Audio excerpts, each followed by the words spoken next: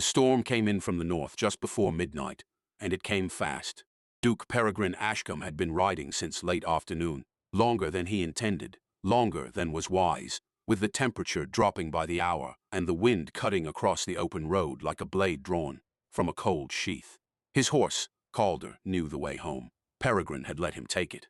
The lantern swung from the carriage hook behind him. It threw pale arcs of light across the road and the hedgerows and the dense wall of falling snow, and it was in one of those arcs, as Calder slowed without being told to slow, that Peregrine saw her, a shape in the snow, close to the gate. At first his mind refused it. A bundle, fallen luggage, a trick of the light. Then Calder stopped entirely, and the shape moved, one hand pressing against the ground. The fingers splayed in the snow. Peregrine was off the horse before he made any decision to be. He crossed to her in 3 strides and crouched low, bringing the lantern down close, and what he saw stopped him cold. A woman, young, her coat soaked through, her hair dark with snow and ice against her neck. She was alive, barely. Her breath came in thin threads of vapor, ragged and slow, but it came. Her lips had gone the pale gray blue of frost, and her eyes were closed. His hand went to her shoulder. Her coat was stiff with cold. She stirred when he touched her. Her eyes opened, and they were dark and frightened. And even through the confusion of cold and exhaustion, she pulled back from him. "No," she said. It came out as almost nothing, a word worn down to its last fiber. "You are at the gate of Ravenshire Hall," Peregrine said. His voice was steady. He had always been steady in emergencies. "I am the Duke. You are not going to die on my road." Her hand found his arm. She gripped it with more force than he expected from someone half frozen. Her other hand pressed against her coat, against her chest, and he could see she was holding something there. A packet, sealed. Her fingers would not release it even now. "Do not," she breathed. "Do not let him find me." He did not ask who, not yet. He lifted her from the snow. "Before we go inside Ravenshire Hall together, I want to ask you something. Tell me in the comments where you are watching from, and tell me this. If a stranger collapsed at your gate in a winter storm, clutching a secret that could destroy your family, would you bring her inside, or would you send her away? Let me know your thoughts, and do well to like, share, subscribe, and turn on notifications bell so as not to miss out on the next story. Mrs. Prudence Hargreaves had managed Ravenshire Hall for 19 years, and in that time she had seen most things. She had managed the illness of the old Duke. She had managed the arrival of bailiffs following a disputed estate matter that was never discussed again after it was resolved. She had managed fires in 2 chimneys on the same winter night, with water that froze in the buckets before it could be carried upstairs. She had not yet managed a half-frozen young woman being carried through the front door by the Duke himself at 1:15 midnight. "His Grace is back," said Ruth Finch from the hallway window, where she had been watching the road since the storm began to thicken. Prudence did not ask how Ruth had come to be watching at that hour. Ruth was always watching. It was one of the things that made her useful and occasionally troubling. "Light the fire in the east sitting room," Prudence said.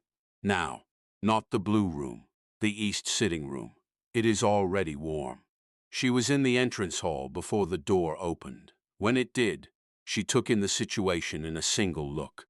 A young woman unconscious or near it, her weight entirely in the Duke's arms, her coat soaked black with melt, her dark hair plastered against her throat. Her face was still and colorless. One of her hands was pressed flat against her own chest, holding something beneath her coat with a grip that had not loosened, even in unconsciousness. "East sitting room," Peregrine said. "Already ordered, Your Grace." He carried her through without another word. Prudence followed, took one look at the woman's face and hands as Peregrine set her on the daybed near the fire. Ruth was just coaxing back to height and made 3 decisions in rapid succession. She turned to the doorway. Ruth was already there. "Send for Dr. Rowe," Prudence said. "Owen Pike will go. Tell him to ride regardless of the weather." "Yes, Mrs. Hart." And Ruth stopped. "Wake Lady Helen, quietly. Do not make a household matter of it."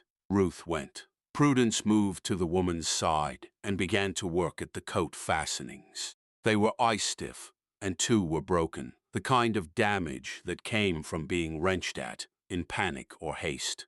The woman did not stir as Prudence eased the coat back. She was still clutching something against her bodice. Prudence could see the corner of a sealed packet, pressed between the woman's palm and her ribs. She did not touch it. She drew a blanket from the chest at the foot of the daybed and settled it over the woman instead, and then pressed 2 fingers to the inside of her wrist. The pulse was there. Weak, but there. "Is she alive?" Peregrine asked from the doorway. "She is alive," Prudence said. "Her pulse is poor, and her temperature is dangerously low, but she is alive. Dr. Rowe will confirm the rest when he arrives." She looked up. "Your Grace, you are also soaked through." Peregrine did not move. He was looking at the woman on the daybed with an expression Prudence recognized from his father, and had seen too many times in Peregrine himself. It was not concern exactly. It was the particular fixed attention of a man calculating something he had not yet decided whether to act on. His gaze was on the packet she still held. "She said not to let him find her," he said. Prudence waited. "She did not say who," he added. The door opened and Lady Helen Hale arrived, her dark hair loose, a shawl drawn quickly around her shoulders. She was 4 years Peregrine's senior, and she moved with the immediate purposeful energy of a woman who had learned long ago that middle-of-the-night household crises did not resolve themselves. She crossed to the daybed, looked at the woman's face and hands with the same swift assessment Prudence had made, and said, "How long was she in the snow?" "I cannot say," Peregrine said. "She was at the gate when I arrived. She was conscious when I found her briefly." "She spoke?" 3 words. Helen glanced at her brother. She noted what Prudence had already noted, where his gaze kept returning. "Go and change," Helen said. "Prudence and I will sit with her until James arrives." Peregrine did not go immediately. He looked once more at the woman on the daybed. Then he left. Helen knelt and took the woman's cold hands in both of her own and began to rub warmth back into them. She did not try to remove the packet. After a moment, she looked at Prudence. "The coat was damaged before the storm," Prudence said quietly. Helen nodded once. Dr. James Rowe arrived 40 minutes later, his hair wet and his coat still carrying the cold of the road. He was methodical and quick, checked her breathing and pulse and temperature and the color of her extremities, and then stood and gave his report to Helen and Prudence in a low voice, while Peregrine stood near the window. "She has been in the cold for some time," he said. 2 hours, possibly 3. There is bruising on her left wrist and forearm, not new. A week old, perhaps slightly more. The damage to her boots tells me she has been walking in difficult conditions for more than 1 night." He paused. "She is exhausted beyond the effects of tonight alone. Someone has been running for longer than today." "Will she recover?" Peregrine asked. "With warmth and rest, and no further shock, yes. She is young and her constitution appears sound." He looked at Peregrine carefully. "She did not arrive by carriage, on foot, alone, in the storm." Rowe said nothing further on that point. He gave Prudence his instructions, the warming regime, the signs to watch for through the night, the hour at which he would return in the morning, and took his leave. The room settled. The fire had built to a strong, steady heat. The woman on the daybed had more color now in her lips, and her breathing had deepened to something that resembled true sleep rather than the shallow, arrested stillness of the cold. Prudence drew her chair close and kept her eyes on the sealed packet, still pressed under the woman's relaxed hand. She did not touch it. She did not look away from it either. Dorothea Bellamy woke to warmth, which was wrong. She had been cold for so long that warmth registered before anything else. Like a sound cutting through silence, she lay still for a moment with her eyes closed, taking inventory. She was horizontal, she was dry. She was on something soft. There was a fire nearby. These were facts that required explaining. Then she remembered the gate, the snow, the horse stopping, the man with the lantern who had looked at her without fear and said words she had barely been able to process through the cold. She opened her eyes. The room was Regency in its proportions and furnishings. Carved over mantel, heavy curtains drawn against the storm, a writing desk against the far wall, with papers set in precise order, candlelight supplementing the fire. A woman in a gray dress and a good linen cap sat in the armchair nearest the daybed. She was knitting and not pretending to be asleep. Dorothea moved her hand. The packet was still there. She breathed. "Good morning," the woman said, without looking up from her work. "It is just past 4. You have slept for 3 hours. Dr. Rowe has been and gone and will return later today. I'm Mrs. Hart. I manage this house." "I remember," Dorothea said. Her voice was rough. "Do you?" Mrs. Hart set the knitting in her lap and looked at her directly. Her face was composed and deliberate, the face of a woman who had trained herself never to show anything she had not decided to show. "And do you remember where you are?" "Ravenshire Hall." "Yes," a silence settled. Dorothea used it to sit up slowly, pressing her back against the arm of the daybed. Her wrist ached, the rest of her ached. She was still wearing her traveling dress, which was dry now and slightly warm from the fire. Someone had combed and pinned her hair while she slept, which was a small and careful kindness she had not expected. The door opened. She knew before she looked up. Peregrine Ashcombe was tall and dark-haired, clean-shaven, with the particular posture of a man who had been taught from infancy that physical stillness conveyed authority. He wore a charcoal coat and a plain cravat, and he looked as though he had been awake for some time. There were candles lit on the writing desk behind him, and the papers there had been rearranged. He had been working while she slept. That told her something. He looked at her and she held the look. "You are awake," he said. "I am." He came into the room properly and took the chair opposite. He did not ask Mrs. Hart to leave. Dorothea noted that, too. "I am going to ask you some questions," he said. "I would like honest answers." "You may ask," Dorothea said. "I cannot promise the rest." Something moved in his expression, quickly suppressed. He had not expected that. "Your name," he said. "Dorothea." She paused. "Dorothea Bellamy." "Where do you come from, Dorothea Bellamy?" "From the north. Most recently from an inn called the Miller's Rest, 3 miles east of the Selden Road junction. On foot, my horse was taken." A pause. "Taken by whom?" She met his eyes. "The man I am running from." Peregrine was quiet for a moment. He had the patience of someone who had learned to use silence as a tool, which meant he was not accustomed to people who had learned the same thing. They regarded each other across the firelit room with a mutual and careful wariness. "You told me not to let him find you," he said. "I remember. You did not tell me who he is." "No. I am asking now." Dorothea looked at him steadily. She was tired. She was still cold in her bones in the way that took days to leave. And her wrist hurt, and she knew with complete clarity that she was sitting in the house of a man who had every reason to hand her back to Lucian Dane, and every advantage in doing so. The sealed packet under her hand was the only reason she was still here and not back in the snow. "His name is Lord Lucian Devereux," she said. Not one muscle in Peregrine Ashcombe's face moved. That frightened her more than anger would have. "You know him," she said. "He is my cousin," Peregrine said. The fire crackled. Somewhere in the house a shutter banged in the wind. Dorothea kept her hand still and her face still and waited, because there was nothing else to do. She had walked 3 miles through a blizzard to reach a gate that had turned out to belong to the one man in England, whose family name was entangled in everything she carried. She had no more road left to run. "That packet," Peregrine said. His voice had shifted. Not louder, quieter. "What is in it?" "The truth," Dorothea said, "or enough of it to matter." "Whose truth?" She looked at him. "Yours, mine, your father's, my father's." She pressed her hand more firmly against the packet. "And Lord Dane's." Silence. Peregrine rose. He crossed to the window and stood with his back to her. And she could see by the set of his shoulders that he was deciding something. She did not press him.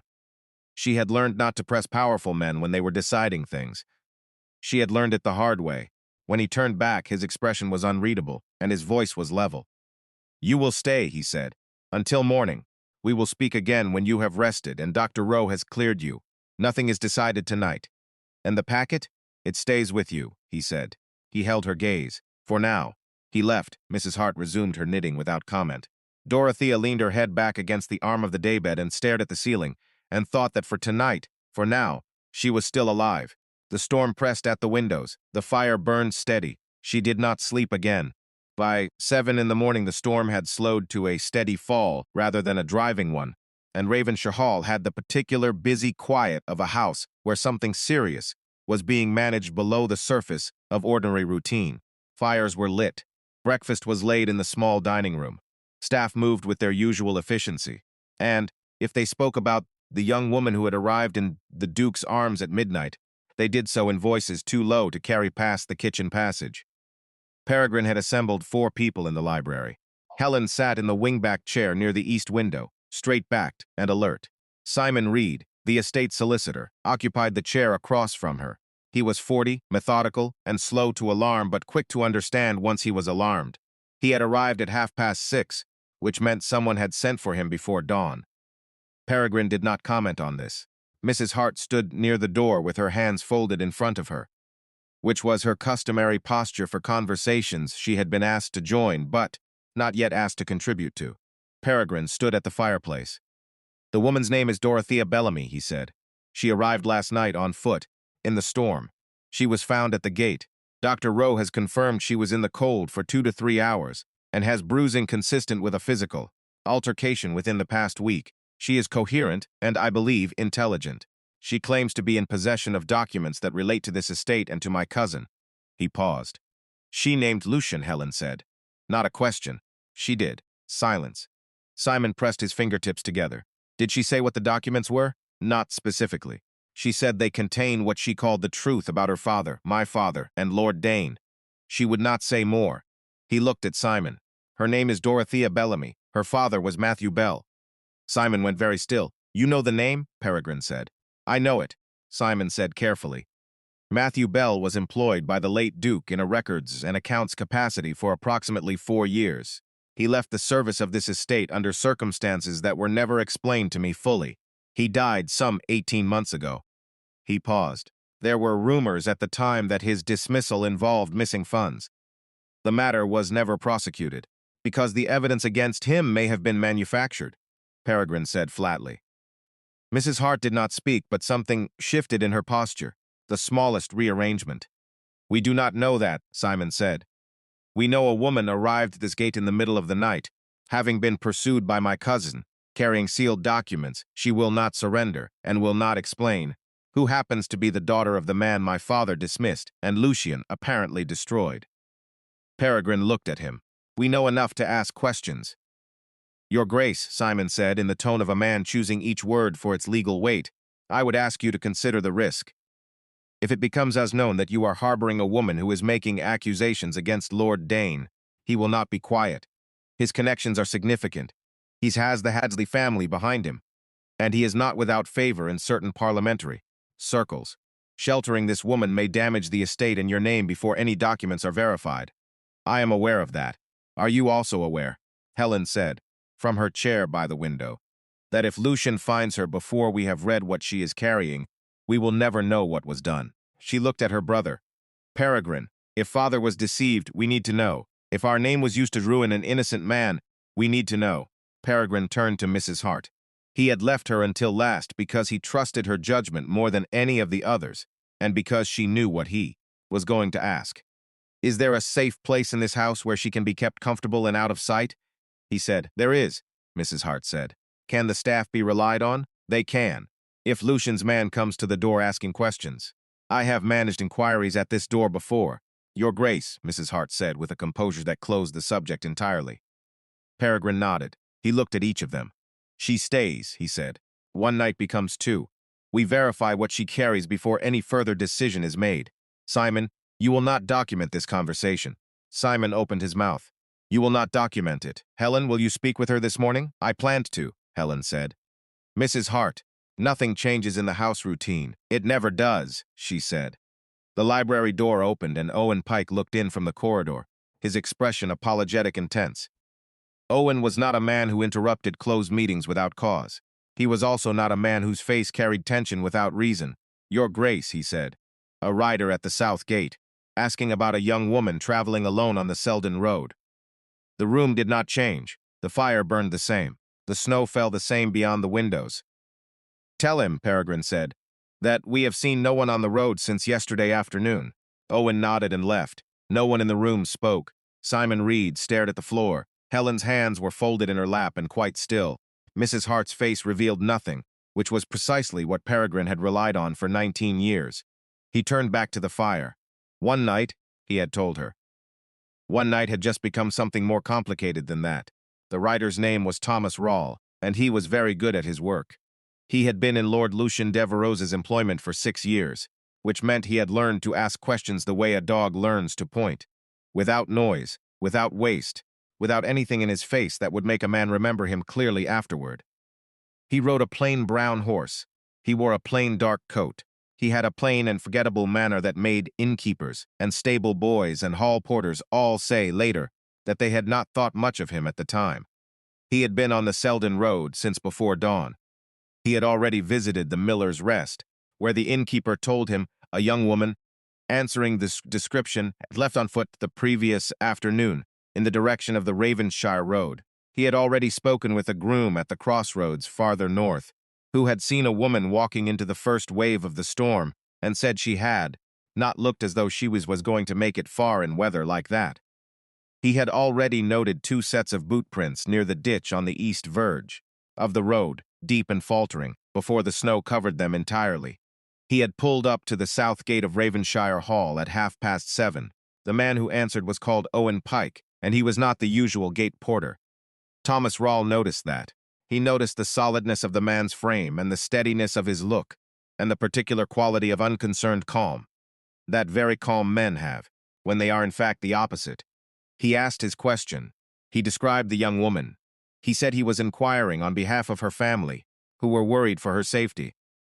Owen Pike said they had seen no one on the road since yesterday afternoon, that the storm had kept most sensible people indoors, and that he wished the young woman's family well in their search. Thomas Rawle said he was grateful, and turned his horse back toward the south road. He rode a 1/4 mile. He stopped under a stand of bare-branched oaks where the road curved, and allowed a clear view of the east wing of the hall. He sat still in the cold and the thin falling snow, and looked at the house with the patient, methodical attention of a man who had been told to find something, and who intended to find it. There was smoke from 3 chimneys. 2 were kitchen and main hearth smoke, gray and constant. 1 was sharper, cleaner. It came from a room in the east wing that was not, as far as he knew from his prior inquiries into the habits of this household, normally kept lit in winter. He noted it. He turned the horse and rode back toward the village inn, where he had taken a room the previous night, and where he intended to keep a room until Lord Dane's business at Ravenshire Hall was concluded one way or another.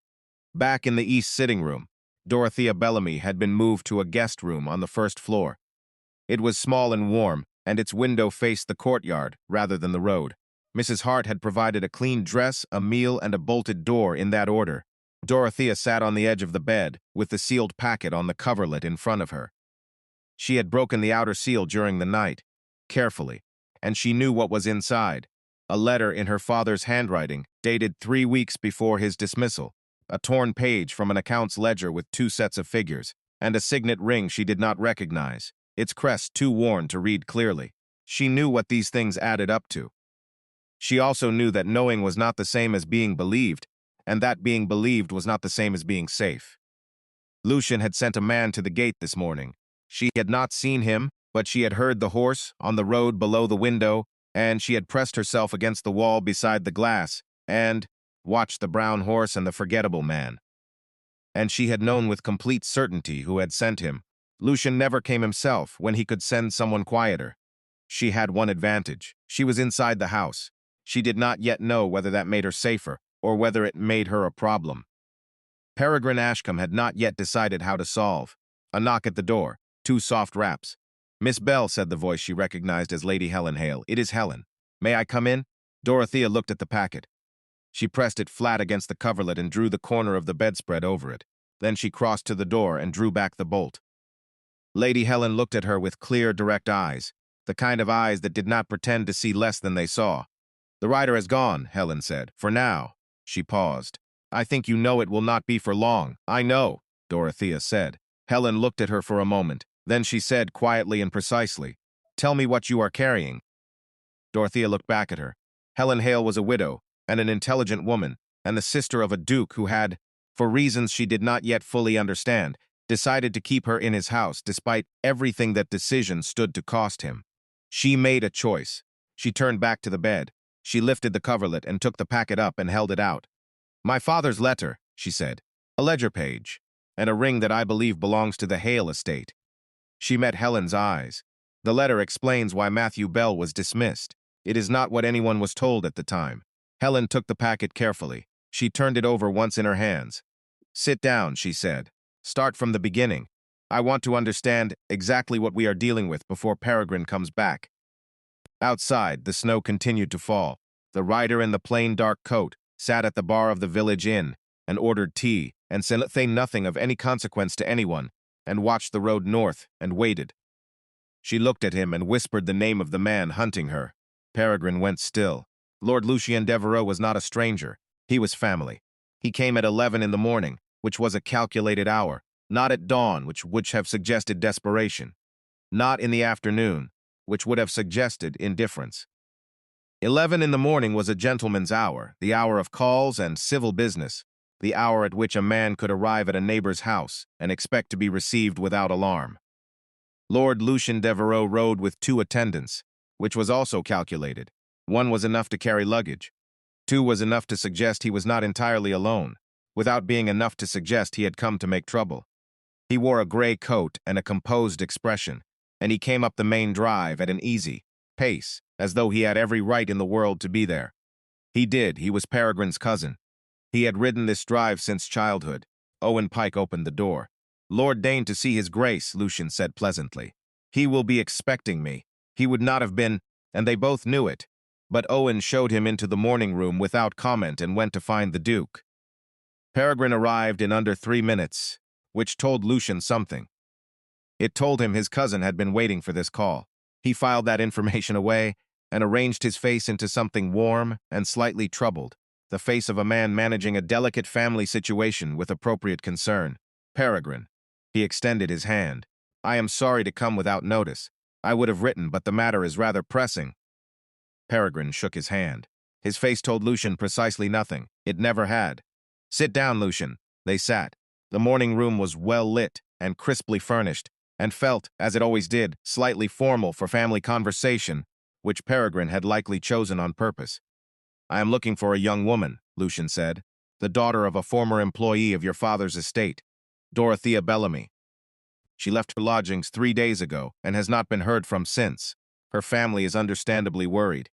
He tilted his head with precisely calibrated concern. "She is not entirely well, I'm afraid. There have been episodes. The family asked me to help locate her quietly, to avoid embarrassment." Peregrine looked at him. "I received a report," Lucian continued, "that she was seen on the Selden Road, which passes, of course, within a mile of your gate. I hoped she might have sought shelter here." "What kind of episodes?" Peregrine said. Lucian blinked. It was not the response he had prepared for. "I beg your pardon? You said she's not entirely well and that there have been episodes. I am asking what kind." "Ah." Lucian smoothed the front of his coat. "Confusion. Distress. She has made certain claims against people in her life that have unfortunately not proven reliable. It is a sad matter. The family is managing it with as much privacy as possible." He had said it well. He had said it as he would say anything difficult, cleanly, with a thread of regret, with enough vagueness to be impossible to directly challenge. He had been saying difficult things well for 37 years. Oh, it was not Peregrine who had opened it. Dorothea Bellamy walked into the morning room in a borrowed dress that was slightly too long for her, and with her dark hair pinned neatly and her face composed into the particular stillness of someone who has made an irreversible decision and has stopped being afraid of it. She looked at Lucian. Lucian looked at her. The temperature in the room dropped without the window being opened. "Lord Dane," she said. Her voice was steady. It was, Peregrine noted, steadier than it had been at 4 in the morning in the east sitting room. She had slept. She had eaten. She had spoken with Helen. She was not the half-frozen woman from the snow any longer. "Dorothea." Lucian rose. His voice shifted to something warm and relieved and deeply false. "Thank God. We have all been so worried. Come, let me take you home, and we can forget this whole unfortunate business." "No," she said. "Your family has been beside themselves. The journey you have had, in this weather, alone. Whatever you believe you have found, whatever you think you know, we can discuss it privately and calmly, and I am certain we can arrive at an understanding." I said no, Lord Dane. She had not raised her voice once. Lucian's pleasant expression was still in place, but something behind it had thinned. He turned to Peregrine with a look that invited the two of them to manage the situation together, the look of a reasonable man dealing with an unreasonable one. She is unwell, he said. You can see that she is not herself. She seems herself to me, Peregrine said. He had not moved from his chair. She has been a guest in my house since last night. She is under my roof and under my protection. I am not going to hand her into your care on the basis of a claim I cannot verify. A silence. When Lucian spoke again, the warmth was still there, but it had gone from his eyes entirely. Peregrine, he said, you do not know what she is carrying. You do not know what she intends. She is a dismissed man's daughter with a grievance, and she is using your hospitality to pursue it. Then let her pursue it, Peregrine said. In my house, where I can judge for myself. Lucian looked at him for one long moment. Then he picked up his gloves from the arm of the chair and said, pleasantly and precisely, I will leave you to it then, for now. He looked at Dorothea once briefly, the look of a man filing something away. I hope you will be sensible, Dorothea, for your own sake. He left. Owen showed him out. The sound of hooves on the gravel faded north. Peregrine looked at Dorothea across the morning room. She was still standing in the doorway, and she had both hands pressed flat against her thighs. And she was breathing slowly and deliberately, the breathing of someone who has held a great deal together and is not yet ready to let it go. You did not have to come down, he said. I know, she said, but I was tired of waiting to be decided about in my absence. He said nothing to that. He had no good answer for it. Helen took her leave of them after a brief word with Peregrine in the corridor, which Dorothea suspected meant, let him speak with her alone. He needs to. She was not wrong. The morning room felt different with only two people in it. Peregrine closed the door. He did not return to his chair. He went to the window and stood with his hands behind his back, looking at the drive where Lucian's horses had turned, and Dorothea remained in the doorway and watched him and waited. I want the truth, he said, still looking at the window. I have been telling you the truth. You have been telling me fragments of it. He turned. Lucian called you a dismissed man's daughter with a grievance. I told him that was not sufficient reason to hand you over. I meant it, but I also meant that I intend to know what I am sheltering before I decide how far I am willing to shelter it. Dorothea moved into the room and sat, not in the chair Lucian had occupied, but in the one nearest the fire, which was hers by right of having spent the coldest night of her life earning it. She folded her hands in her lap. What do you want to know, she said. Everything. That is a long answer, and some of it will damage your family's name. Then it will damage it, he said. I would rather know. She looked at him. He was standing with his arms at his sides and his jaw set and his eyes on her with the same fixed, calculating attention she had seen in them last night in the east sitting room. Except that the calculation this time had shifted. He was not deciding whether to keep her. He was deciding whether to trust her. Those were very different problems. My father worked for your father for 4 years, she said. He managed the accounts for 2 outlying properties and kept the secondary records for the estate transactions. He was careful, and he was honest, and he was, in his own quiet way, good at his work. She paused. 3 years ago, he found a discrepancy. Not a small one. A pattern of false entries across 3 years of secondary accounts, designed to redirect money from the estate through a legal shell that no one would look at closely, because it appeared to belong to a trade supplier. Peregrine had gone very still. He documented it, Dorothea said. He made copies.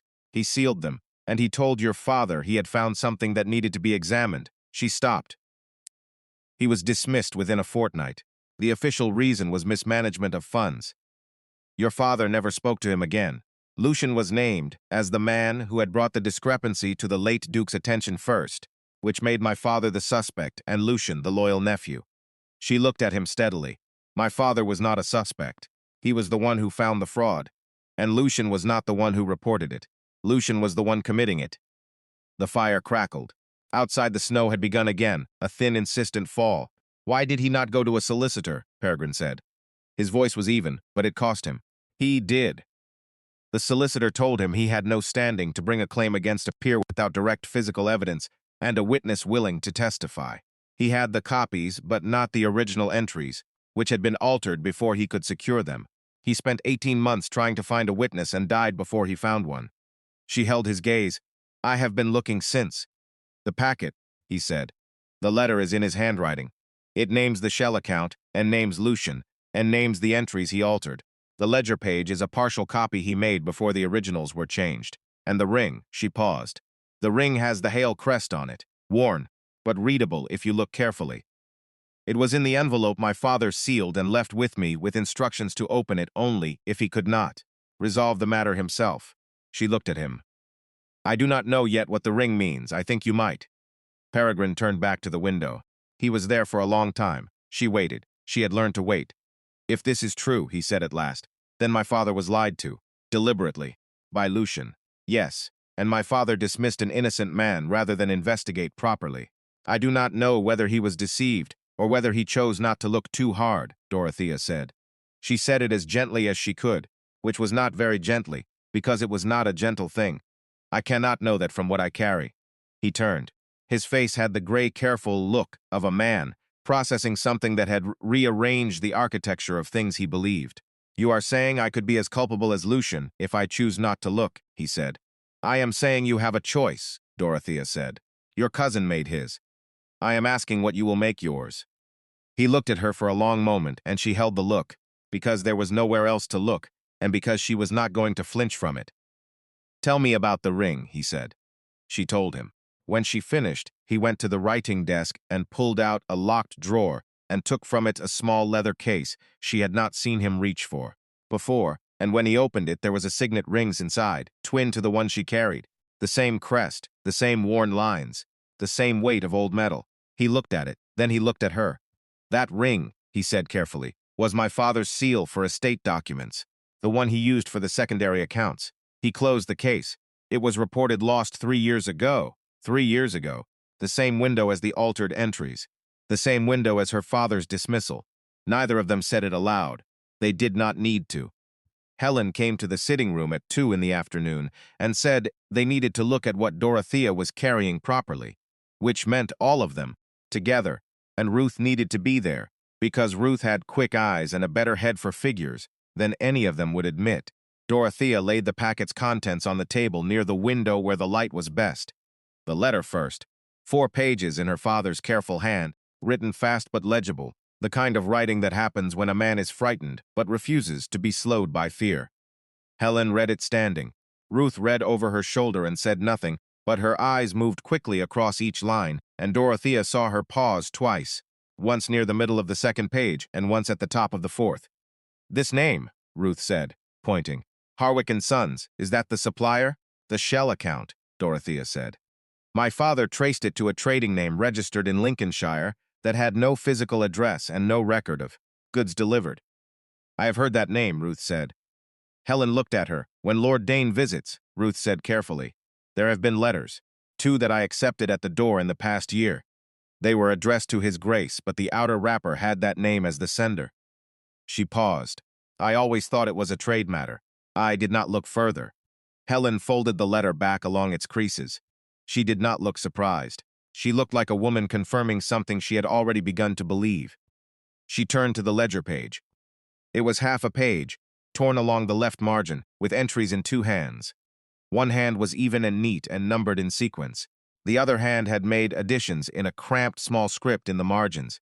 Alterations to 3 figures, and a deletion of a 4th, the kind of changes that would pass unremarked in a routine review, but that, set against the original sequence, created a diversion of funds across 18 months that totaled, as far as Dorothea had been able to calculate, somewhere above £3,000.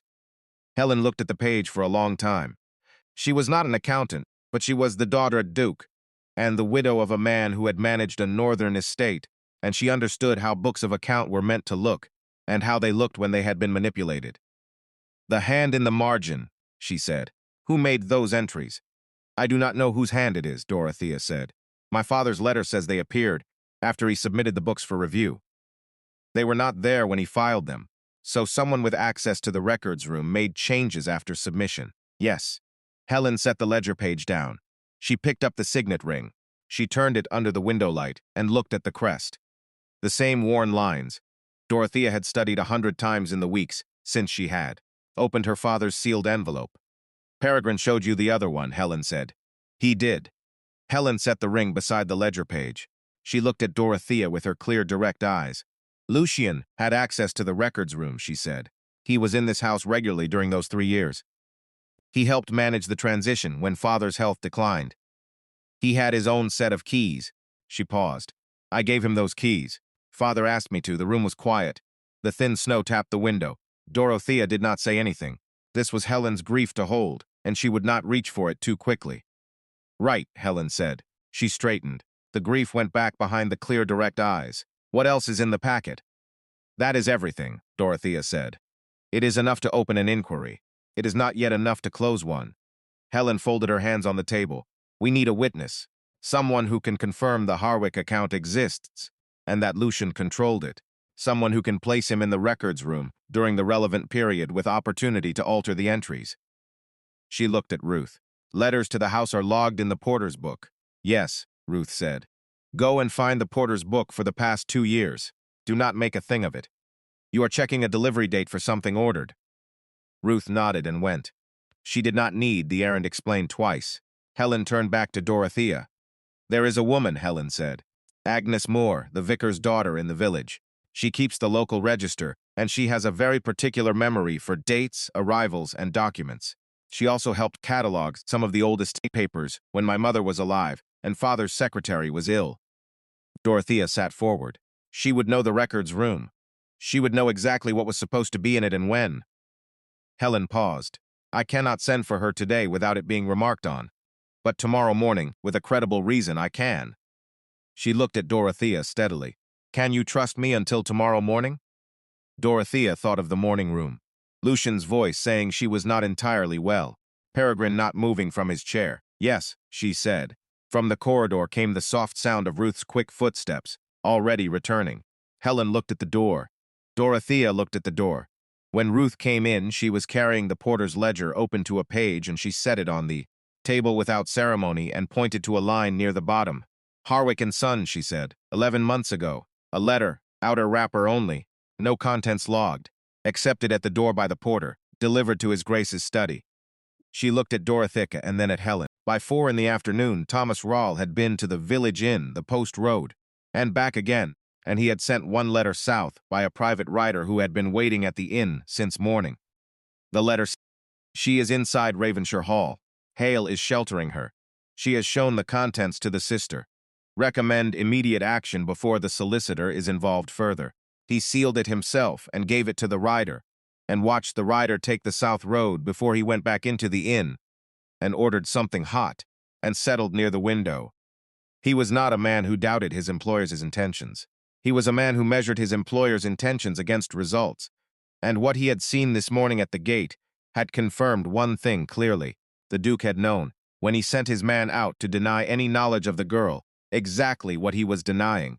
That was not the response of a man who had accidentally taken in a stranger.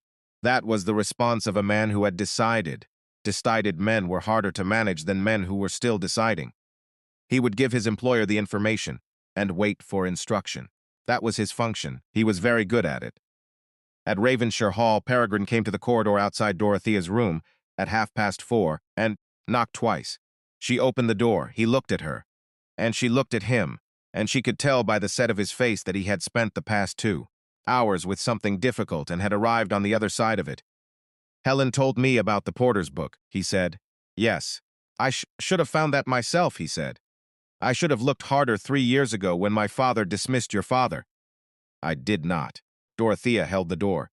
I was occupied with my father's decline and I trusted Lucian's account, he said. That is not an excuse. It is an explanation of how a man can fail to see something he did not look for. She had not expected this. She had expected management. She had expected a Ravenshire Hall version of what powerful men usually gave her. Courteous containment, controlled information, the polite language of people who intended to protect their own interests, and call it protection of others. She had not expected him to stand in the corridor and account for himself. I am not asking for an apology, she said carefully. I am not offering one, he said. I am telling you where I stood so you know where I stand now. He looked at her steadily. I am not going to hand you to Lucian. I am not going to manage this quietly to protect the estate's name. I am going to find out what was done, all of it, and I am going to answer for my father's house correctly. He paused. But I need you to tell me everything you know. Not fragments. Everything. Dorothea looked at him in the thin afternoon light from the window at the end of the corridor, the snow still falling beyond the glass, and she thought about her father sitting at a table very like the one downstairs, writing 4 pages of frightened, careful truth to a man who had not listened to him. "Come in," she said. "I will tell you everything." He came in. She told him. It took an hour. He did not interrupt except to ask 3 precise questions at intervals. And each question was the right question, the kind of question a man asks when he is listening rather than waiting to speak. When she finished, he sat for a moment in the chair by the window with his hands on his knees. "Lucian knew I would not look too hard," he said. "He knew I trusted him." "Yes," Dorothea said. "He used my trust in him and my father's grief to hide in plain sight for 3 years. Yes." He stood. He crossed to the door and then turned back. "You said you have been looking for a witness for over a year," he said. "Yes. I may know where one is," he said. She stood up. "Not tonight," he said. "Tonight you stay inside and you stay away from the windows that face the south road. Owen has seen a man on a brown horse near the oak stand since this morning. He has not left." Dorothea felt the cold come back, briefly, the cold from last night, the cold of being watched and followed and known. "Tomorrow," Peregrine said, "Helen will send for Agnes Moore in the morning. Simon will review the ledger page and the letter for legal weight. Owen will manage Rawl." He said the writer's name without flinching, which meant he knew who it was and had known since morning, which meant he had been managing more than she had seen. She met his eyes. "Why?" she said, not combatively. She genuinely wanted to know. He looked at her. He did not immediately answer, which with him meant the answer was real. "Because your father told the truth and was destroyed for it," he said. "And because this house was used to do it." He paused. "That is not an arrangement I am willing to leave in place." He left. Dorothea stood in the middle of the borrowed room in the borrowed dress and listened to the snow against the glass and to his footsteps along the corridor, steady and unhurried. The footsteps of a man who had made up his mind. She thought, "Be careful." She thought, "He means it." She thought very quietly, in the part of herself she did not usually listen to. What if a powerful man can choose correctly? Then she put that thought away, because she could not afford it yet. Outside, the oak stand was dark against the white road, and the brown horse stood in the trees, and Thomas Rawl watched the east wing window, and the lamp inside it and waited. The copy was gone, the window was open, and now Dorothea knew the truth. Lucian had someone inside Ravenshire Hall.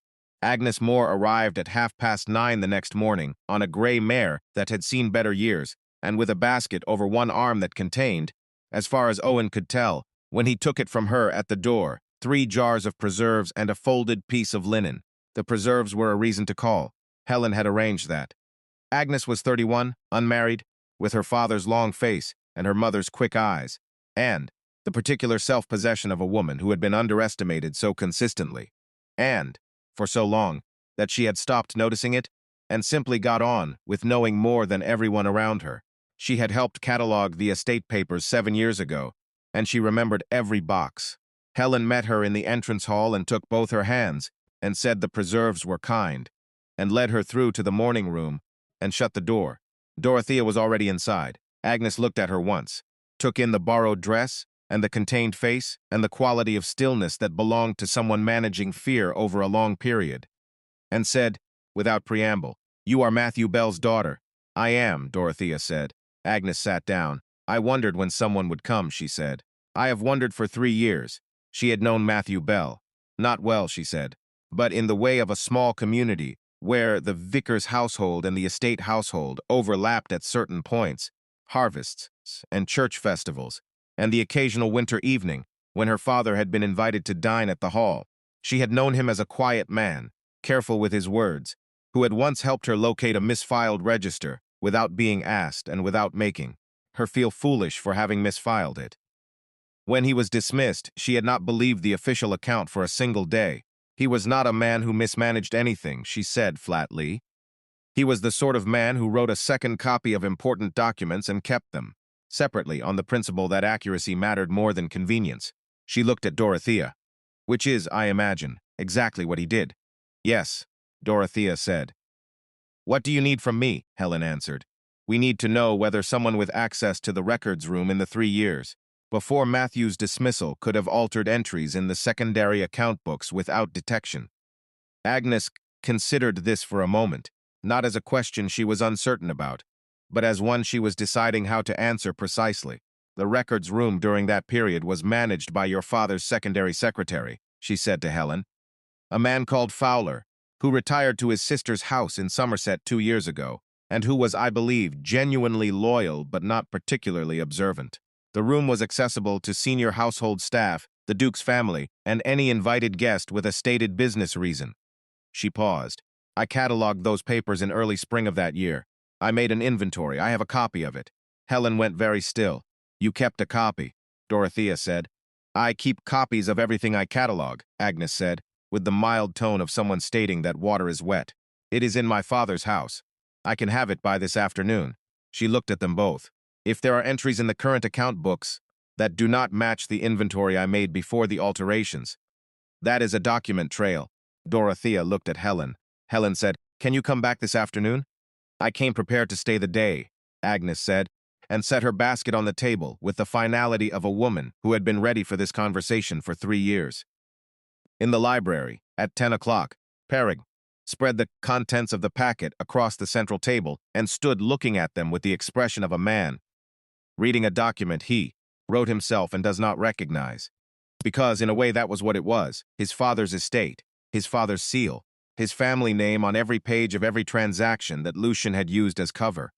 The late Duke had not been corrupt. He had been, in the end, a man who had chosen the easier explanation when a harder one was offered to him, which was its own kind of failure, and Peregrine had been cataloguing that failure in his mind since yesterday afternoon, without arriving anywhere comfortable.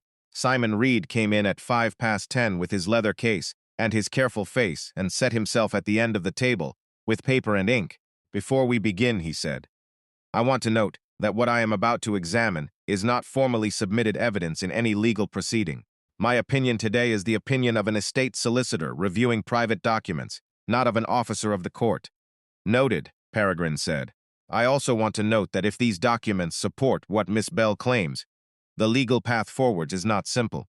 Fraud by a peer is prosecuted through the civil courts, not summary justice. It requires a formal complaint, a solicitor willing to put his name to the submission, and either a criminal referral from a magistrate or a civil suit for damages.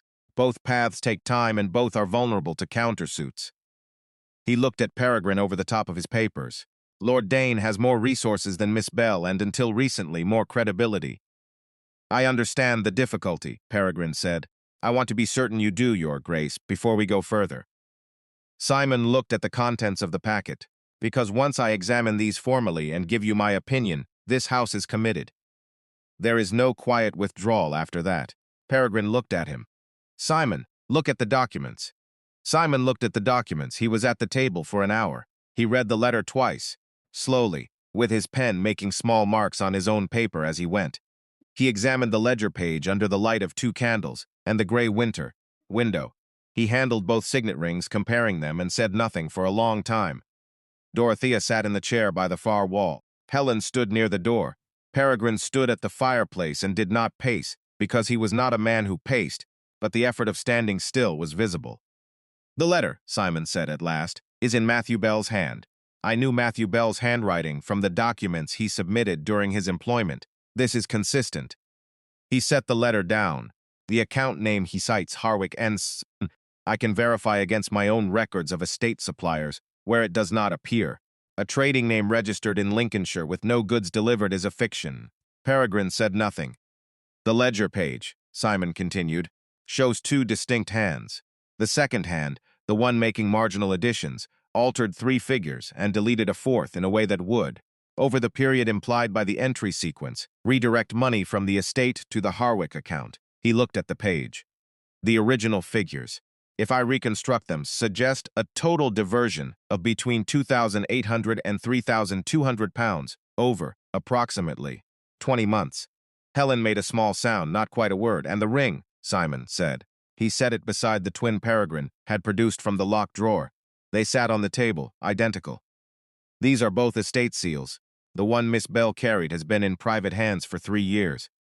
The one His Grace produced was reported lost. If the lost ring was used to authenticate fraudulent transactions in the secondary accounts, it creates a chain of evidence linking the fraud to someone with access to both the ring and the records room. He looked at Peregrine. Your Grace, he said, I believe this woman's father was innocent.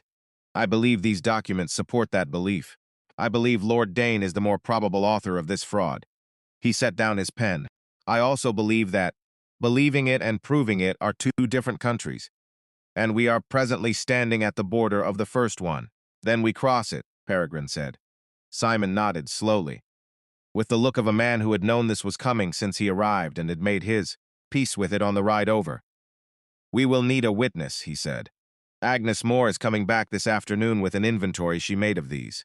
Records before the alterations, Helen said. She kept a copy. Simon looked at her. Then he looked at Dorothea. Dorothea was watching him from the far wall with her hands folded in her lap and her face composed and careful, and he recognized in her expression the quality of someone who has been hoping for this moment for a long time and does not yet entirely trust that it is real, he said, more gently than was his custom. Your father was a good man, Miss Bell. I should have pressed harder when he was dismissed. I regret that I did not. Dorothea said nothing for a moment. Then, he would have said that you could only act on what you knew. He was fair that way.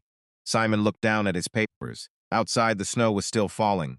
Agnes returned at 2 in the afternoon with her inventory tucked inside her coat, 6 pages of close-written catalog in her own hand, dated to the spring of the relevant year, and initialed on every page. They gathered in the library. Peregrine at the head of the table, Helen beside him, Dorothea across from Simon, Agnes at the far end with her pages open in front of her and a candle at her elbow. It was the kind of scene, Peregrine thought, that did not look like what it was. It looked like an estate meeting. It was, in fact, the closest thing to a reckoning his family name had faced in 20 years. Page 4, Agnes said without being asked. She had clearly been rehearsing this since morning. Third column. The secondary account books for the East properties, volumes 7 through 9. She turned her inventory so Simon could see it. In my catalog, volume 8 contained 112 entries for the period from January to December of that year. I counted them. I initialed the count. Simon opened the ledger page beside her inventory. The entries in the current record, he said, for that same volume and period, number 109. He looked at Agnes. 3 entries are absent.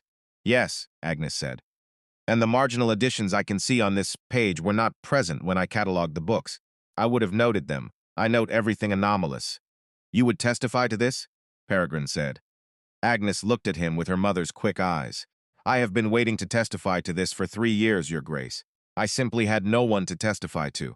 A silence settled over the table, the kind that comes when several people arrive at the same conclusion from different directions at the same time. It was Helen who broke it, turning to Simon. Is this enough for a formal complaint? It is the foundation of one, Simon said carefully. The letter, the ledger page, the inventory, and Agnes's testimony create a coherent account. To take it to a magistrate, or to the civil court, we need 2 more things. He ticked them on his fingers. First, a witness who can place Lord Dane in the records room, with access to the books during the relevant period. Second, evidence that the Harwick account exists as a real financial instrument, which means a bank or a solicitor who handled transactions through it. The letters, Helen said. She had brought the porter's book. She set it open on the table. Ruth found a logged letter from Harwick and Sons 11 months ago. Lucian was in residence that week and Peregrine was in London. Simon looked at the porter's book. It is a data point, not yet evidence of control, he thought. But if Harwick and Sons is a registered trading name, there is a public record of its registration. I can write to the Lincolnshire Registry today. Do it, Peregrine said. There is also, Agnes said, with the careful tone of someone producing the last piece of something they have been holding back. The matter of Fowler. They all looked at her. The secondary secretary. He retired to Somerset. He was not observant, but he was present. He would have seen who came and went from the records room. He may not have understood what he was seeing, but he saw it. She paused. I have his sister's address. He wrote to my father once after he left. I kept the letter. Of course she had. Peregrine looked at Helen. Helen looked at Peregrine. Between them something passed that was not quite a smile, but was close to one. Agnes, Helen said, would you be willing to stay at the hall for a few days? Discreetly. Agnes considered this for the length of time it took to decide that yes, she would, and that she had in fact brought a second change of clothes in the bag on her horse, on the principle that a woman who makes plans ought to pack for them. Yes, she said. Good. Helen gathered the pages. Simon, write to Lincolnshire today. Peregrine, speak to Owen about Rawl. We should know by morning whether he is still in the village or whether Lucian has recalled him. She looked around the table. The rest of us should not be seen conferring in the library any longer than necessary. If someone on the staff is reporting to Dane, we have given them enough to work with for one afternoon. She said it without drama, as a practical consideration. It had the effect of reminding every person at the table that they were not yet safe, and that Lucian Dane had not been idle while they sat here building Cersei against him. The meeting broke up. Agnes went with Helen. Simon stayed to write his letter to Lincolnshire.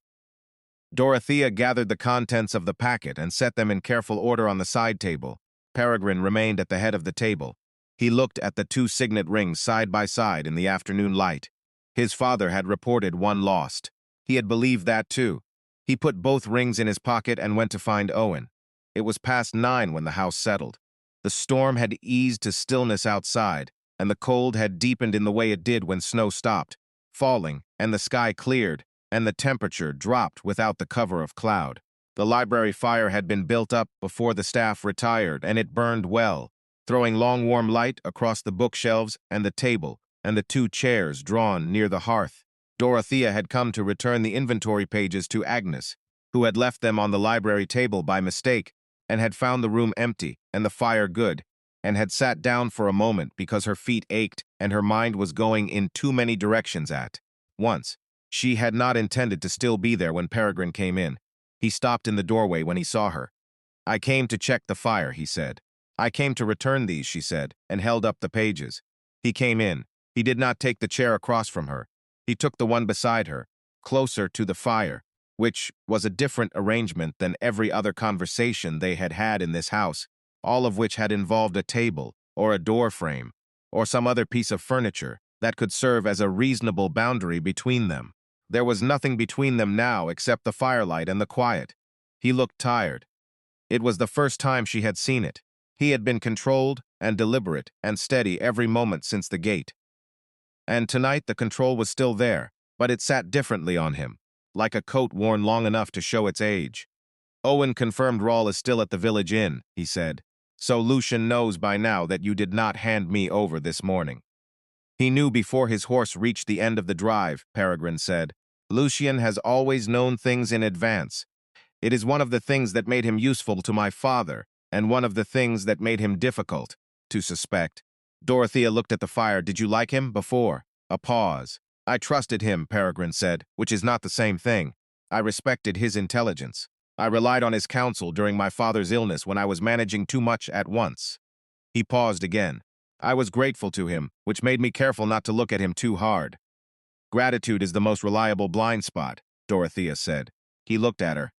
"My father was grateful to your father's house," she said, "for the employment, for the trust. He was careful not to push too hard when he found the discrepancy, because he did not want to be the man who made a serious accusation against a duke's family on the basis of something that might be explained." She looked back at the fire. "He pushed hard enough to be destroyed, but not hard enough to survive it." "He was protecting the relationship," Peregrine said. "He was protecting us," Dorothea said quietly. "He did not want to lose the position. We needed it." She paused. "That is the part I have found hardest to carry. He was careful for my sake, and it killed him anyway." The fire shifted. A log settled and sent up a brief, bright arc of sparks. Peregrine was quiet for a moment. Then he said, "You have been carrying this alone for over a year." "Yes, that is a long time to run." She looked at him. He was looking at the fire with the expression she was beginning to recognize as the one he wore when he was saying something. True, that cost him something to say. "You are not running now," he said. "No," she said, "I am not." He turned his head and looked at her, and she looked back, and the fire was between them and around them, and the night was very quiet outside. She was aware of the exact distance between them in the way she had not let herself be aware of it before. He was close enough that she could see the careful line of his jaw and the tiredness in his eyes, and the fact that he had, at some point in the past several hours, stopped managing his expression quite so tightly. She thought, "This is dangerous." She thought it clearly, and she did not move. He said her name, just that. Just Dorothea, as a complete sentence, as though he had started a longer thought and the name was as far as he could reasonably go. She said, "Yes, Neither of them said anything else for a moment. Then a sound came from the corridor above, a sharp crack, followed by a heavier sound, a door, or a shutter, or something less innocent than either. Peregrine was on his feet before she was. He crossed to the library door and opened it. The corridor beyond was dark. He took the candle from the table and held it up. The passage was empty, but the door to the small reading room at the end of the corridor was standing open. It had been closed when they came in. Dorothea was certain of it. She had passed it. Peregrine moved to it in 4 long strides, candle held high. The reading room was cold. The window was unlatched, the outer shutter pushed open by the wind, or by something that had wanted it to look like the wind. The papers on the reading room desk had been disturbed. Not dramatically, just enough. Dorothea came to the doorway and looked past him. On the desk, where she had left the second copy of her father's letter that morning, the one she had made herself in Helen's sitting room, as a precaution, there was nothing. The desk was empty. She looked at it. Then she looked at Peregrine. "The copy," she said. He looked at the empty desk, his jaw set. He turned to the window and examined the unlatched shutter without touching it, looked at the sill, looked at the ground below where the snow was disturbed in a long, uneven mark that could have been made by something dropped, or by someone who had caught the ledge and pushed off. "Someone was in this room," he said. "Yes, while we were sitting 10 feet away. Yes." She kept her voice steady. "The original letter is still in the packet. The copy is gone. Whoever took it knows now what the letter says, but does not have the original. And the original is what matters in court." Peregrine turned from the window. "It also means," she said, "that Lucian has someone in this house." He looked at her. She held his gaze. "I know," he said. He latched the shutter. He checked the desk drawers and found them undisturbed. He picked up the candle and turned back to the corridor. She followed him out. He pulled the reading room door shut and stood in the corridor for a moment with the candle in his hand, and she could see him recalculating something quickly, the way he always did, the private rapid calculation that he usually kept entirely invisible. "You cannot stay in the East Room," he said. "Not tonight. Ruth will move you to the room beside Helen's. It is more central, harder to access from outside." He looked at her. "I am sorry. This is my failure. I should have secured the copies this afternoon." "It is not your failure," she said. "Whoever did this has been planning longer than this afternoon." He looked at her for a moment with something in his expression she could not entirely read, and then he said, "Go and wake Ruth. Tell her I sent you. I will speak to Owen." She went. He stood in the dark corridor, holding the candle, and looked at the length of the house and the shadows at its end, and thought about who had keys, and who had been in the house, long enough to know which room held what, and which corridor connected to which other corridor without passing the main stairs. The list was not as short as he wanted it to be. It was just past midnight when Dorothea made her decision.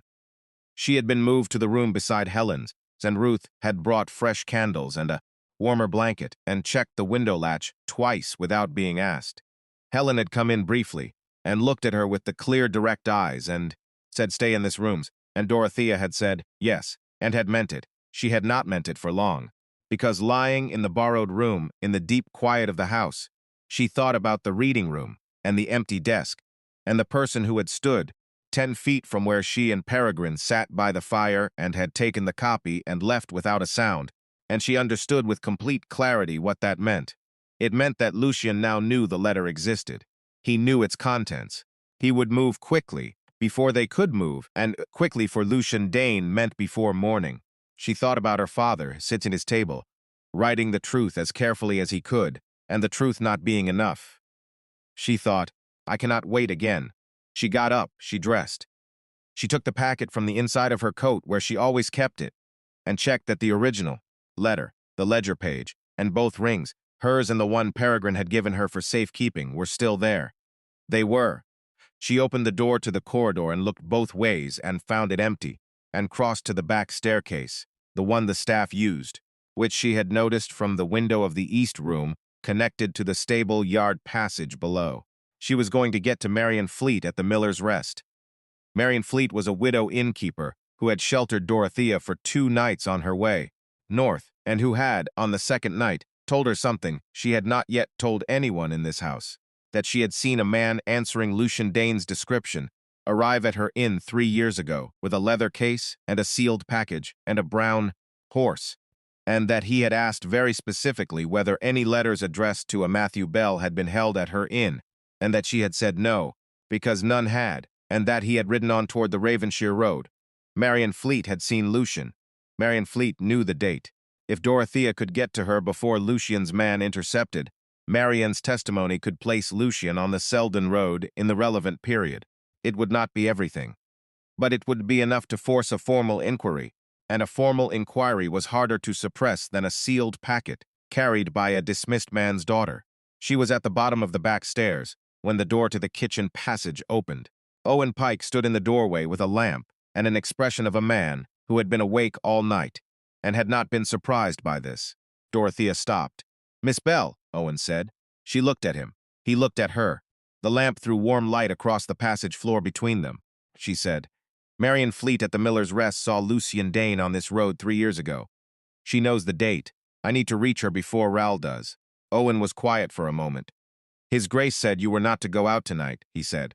"I know what he said.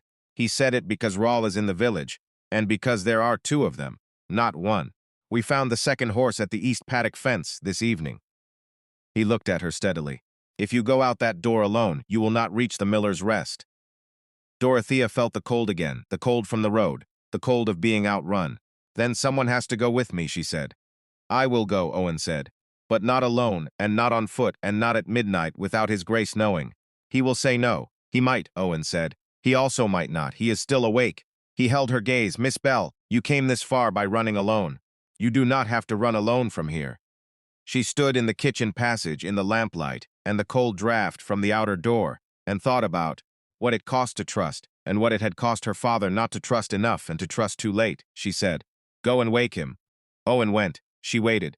3 minutes later, Peregrine came into the kitchen passage in his coat and his boots, already dressed, with Owen behind him carrying the lamp, and he looked at her once, and she told him about Marian Fleet in 3 sentences. And he listened without interrupting, and when she finished, he looked at Owen. "2 horses," he said. "Now, quietly." Owen went. Peregrine looked at Dorothea. She looked back at him. "You were going alone," he said. "Yes, that would have been the end of it," he said. Not with anger, as a plain statement of what would have happened. "I know," she said. "I could not stay still." He looked at her for a moment, and then he said, "Neither can I." Owen returned. They went out through the stable yard into the dark and the cold and the snow-white road, and the stars above Ravenshire Hall were very clear, because the storm had finally passed. They rode south toward the Miller's Rest and did not look back. She had meant to run alone, but this time, when danger came, Peregrine was already dressed for the road. They were back at Ravenshire Hall by 4 in the morning. Marian Fleet had opened the inn door before they knocked, which meant she had heard the horses on the road and had been awake already, which in turn meant she had been expecting trouble and had been keeping herself ready for it. She was a broad-shouldered woman of 50, with gray-streaked hair and the unhurried manner of someone who had managed a roadside inn alone for 11 years and had long since stopped being startled by what arrived at her door in the dark. She had looked at Dorothea and said, "You made it, then." "I made it," Dorothea said. She had looked at Peregrine for a long moment, assessing him the way she would assess a horse she was being asked to trust with a difficult road, and then she had stood back and let them in. The conversation lasted 40 minutes. Marian sat across from them at the inn's kitchen table, with her hands flat on the wood, and told them what she had seen 3 years ago without embellishment and without hesitation. A man answering Lucian Dane's description, arriving on a brown horse in late October, a leather case, a sealed package, a very specific question about letters held for a Matthew Bell. She had the date because she logged every guest and every notable inquiry in her housebook the way her husband had taught her, and the way she had continued after he died, because a record was a record, and a record was what you had when memory was disputed. She produced the housebook. She showed them the entry. Simon was going to want to embrace her, Dorothea thought, in the most correct and legal fashion possible. Peregrine asked her twice, from different angles, whether she was certain of the date and certain of the description, and Marian answered him both times, with the patient precision of a woman who understood why he was asking and had no objection to being asked. "I know what I saw," she said, "and I know when I saw it. I have kept this book for 11 years, and I have never once changed an entry after it was made." "Would you be willing to testify to this?" Peregrine asked. She looked at him across the kitchen table. "I have been willing," she said, "since the morning after I saw him, when I heard what had happened to Matthew Bell and understood what I had witnessed." She paused. "No one came to ask me, until tonight." Peregrine looked at the housebook. Then he looked at Dorothea, with the particular expression she had come to recognize as the one he wore, when he was recalculating the size of what Lucian had done and arriving at a larger number than the previous calculation. He asked Marian if she could come to the hall the following afternoon. She said she could. He asked if she had somewhere safe to be until then. She looked at him with a mild expression that suggested she had survived 11 winters alone on the Selden road and did not require his concern, but thanked him for it. They rode back through the cold, clear dark, faster than they had come, the road silver-white under a sky that had finally opened. Peregrine rode slightly ahead on the straight stretches, which meant she could look at him, without being seen doing it, at the line of his back and the set of his shoulders against the stars, and she thought that he was not the man she had expected when she fell through his gate 3 nights ago. She was not sure yet what to do with that. He was not sure of anything either, she suspected. He was a man who had learned to act on certainty, and they were very far from certainty now. They arrived back to find Helen in the entrance hall in her dressing gown, Agnes behind her on the stairs with a candle, Ruth in the kitchen doorway, with an expression that strongly implied she had been standing there for the past 2 hours. Owen took the horses. Helen looked at Dorothea and then at Peregrine and then back at Dorothea. "Well," she said. "Marian Fleet saw him," Dorothea said. "She has the date in her housebook. She will come tomorrow." Helen exhaled once, sharply, the breath of someone who has been holding something for a long time. Agnes said from the stairs, "That is the witness." "That is the witness," Helen agreed. Peregrine looked at his sister. "Has anything happened here?" "One thing," Helen said. Her voice shifted slightly. "A letter arrived after you left, an hour ago by private rider." She looked at her brother. "It is addressed to you. The outer wrapper is from Lord Dane." Silence. "Where is it?" Peregrine said. "On your desk. I did not open it." He went upstairs. They followed, all of them, in a loose and slightly irregular procession that had none of the ceremony the house usually demanded, and all of the urgency the night required. The letter was brief. Lucian wrote well. He always had. He had been sorry, he wrote, to find his cousin in such an uncomfortable position. He hoped the matter of the Bell woman could be resolved privately, as they were family, and family understood the importance of discretion. He wished to propose an arrangement. He would withdraw the inquiry into Matthew Bell's dismissal entirely, and ensure that no legal proceedings were brought against Miss Bell for the removal of estate documents, which was, he noted, technically actionable, if Peregrine would see to it that she was returned to her family's care, and the contents of any packet she was carrying were surrendered to himself, as a matter of estate management. He closed by noting that he had many friends in Parliament and in the press, and that he hoped it would not be necessary to discuss the matter further through those channels. The last line was not quite a threat. It was the shape of one. Peregrine set the letter down. Helen said, "He is frightened." "He is," Peregrine said. "He would not have written this if he were not." "He is also fast," Simon said. Simon had come in from his room at the sound of footsteps, and was now in the doorway of the study in a dressing gown that had seen better years, holding his own candle and squinting at the letter over Peregrine's shoulder. "This came in an hour. He had riders waiting." "He has had riders waiting since before he came to the door yesterday morning," Peregrine said. He looked around the room. Helen, Simon, Agnes, Ruth at the back, Dorothea standing near the window. He was quiet for a moment in the way that meant he was deciding something, and then he said it. "Lucian is going to move in the next 24 hours. He knows what we have, and he knows we are one witness away from a formal submission. He will try to discredit Dorothea before we can make that submission." He looked at Simon. "What does he have if he has the copy of the letter?" Simon said, "He can claim it is forged. Without the original, he cannot destroy it, but he can sow enough doubt to complicate a hearing." He paused. "He also has his own solicitor, his parliamentary connections, and the social weight of a peerage against the testimony of an innkeeper, a vicar's daughter, and a dismissed mansion's daughter. In a formal legal proceeding, that weight is not irrelevant. Then we need to be faster than he is," Helen said. She looked at Agnes, the Lincolnshire registry. "Simon wrote today. How quickly can we expect a reply?" 2 days if the post is good, 3 if it is not," Simon said. "We do not have 3 days," Helen said. The room was quiet. Dorothea spoke from the window. "Lady Beatrice Wynne," she said. They all looked at her. "Lucian's threat is social as much as legal," she said. "He named the press.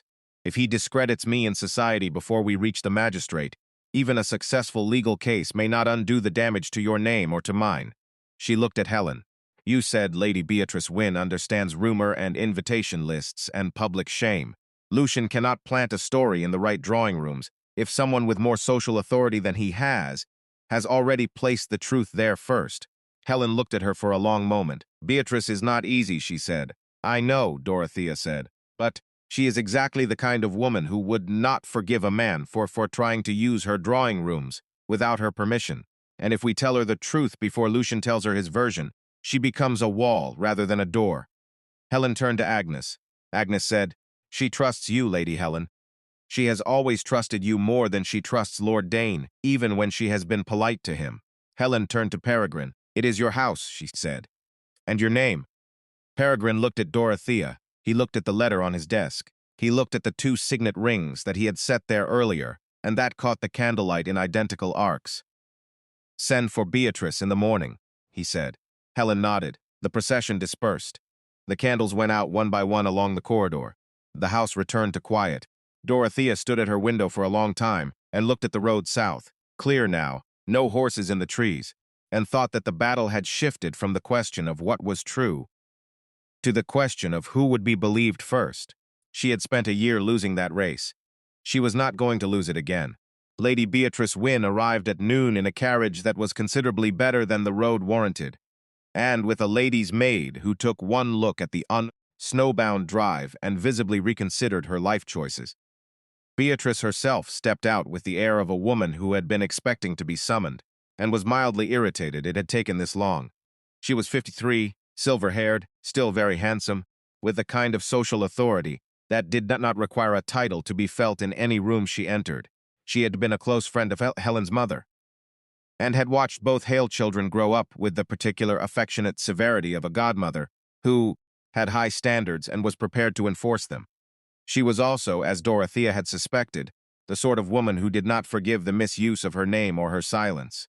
Helen received her in the drawing-room with Agnes, Dorothea, Ruth, and Marian Fleet, who had arrived an hour earlier with her housebook under her arm, and the steady, unhurried quality of someone who had already decided she was not going home until the business was concluded.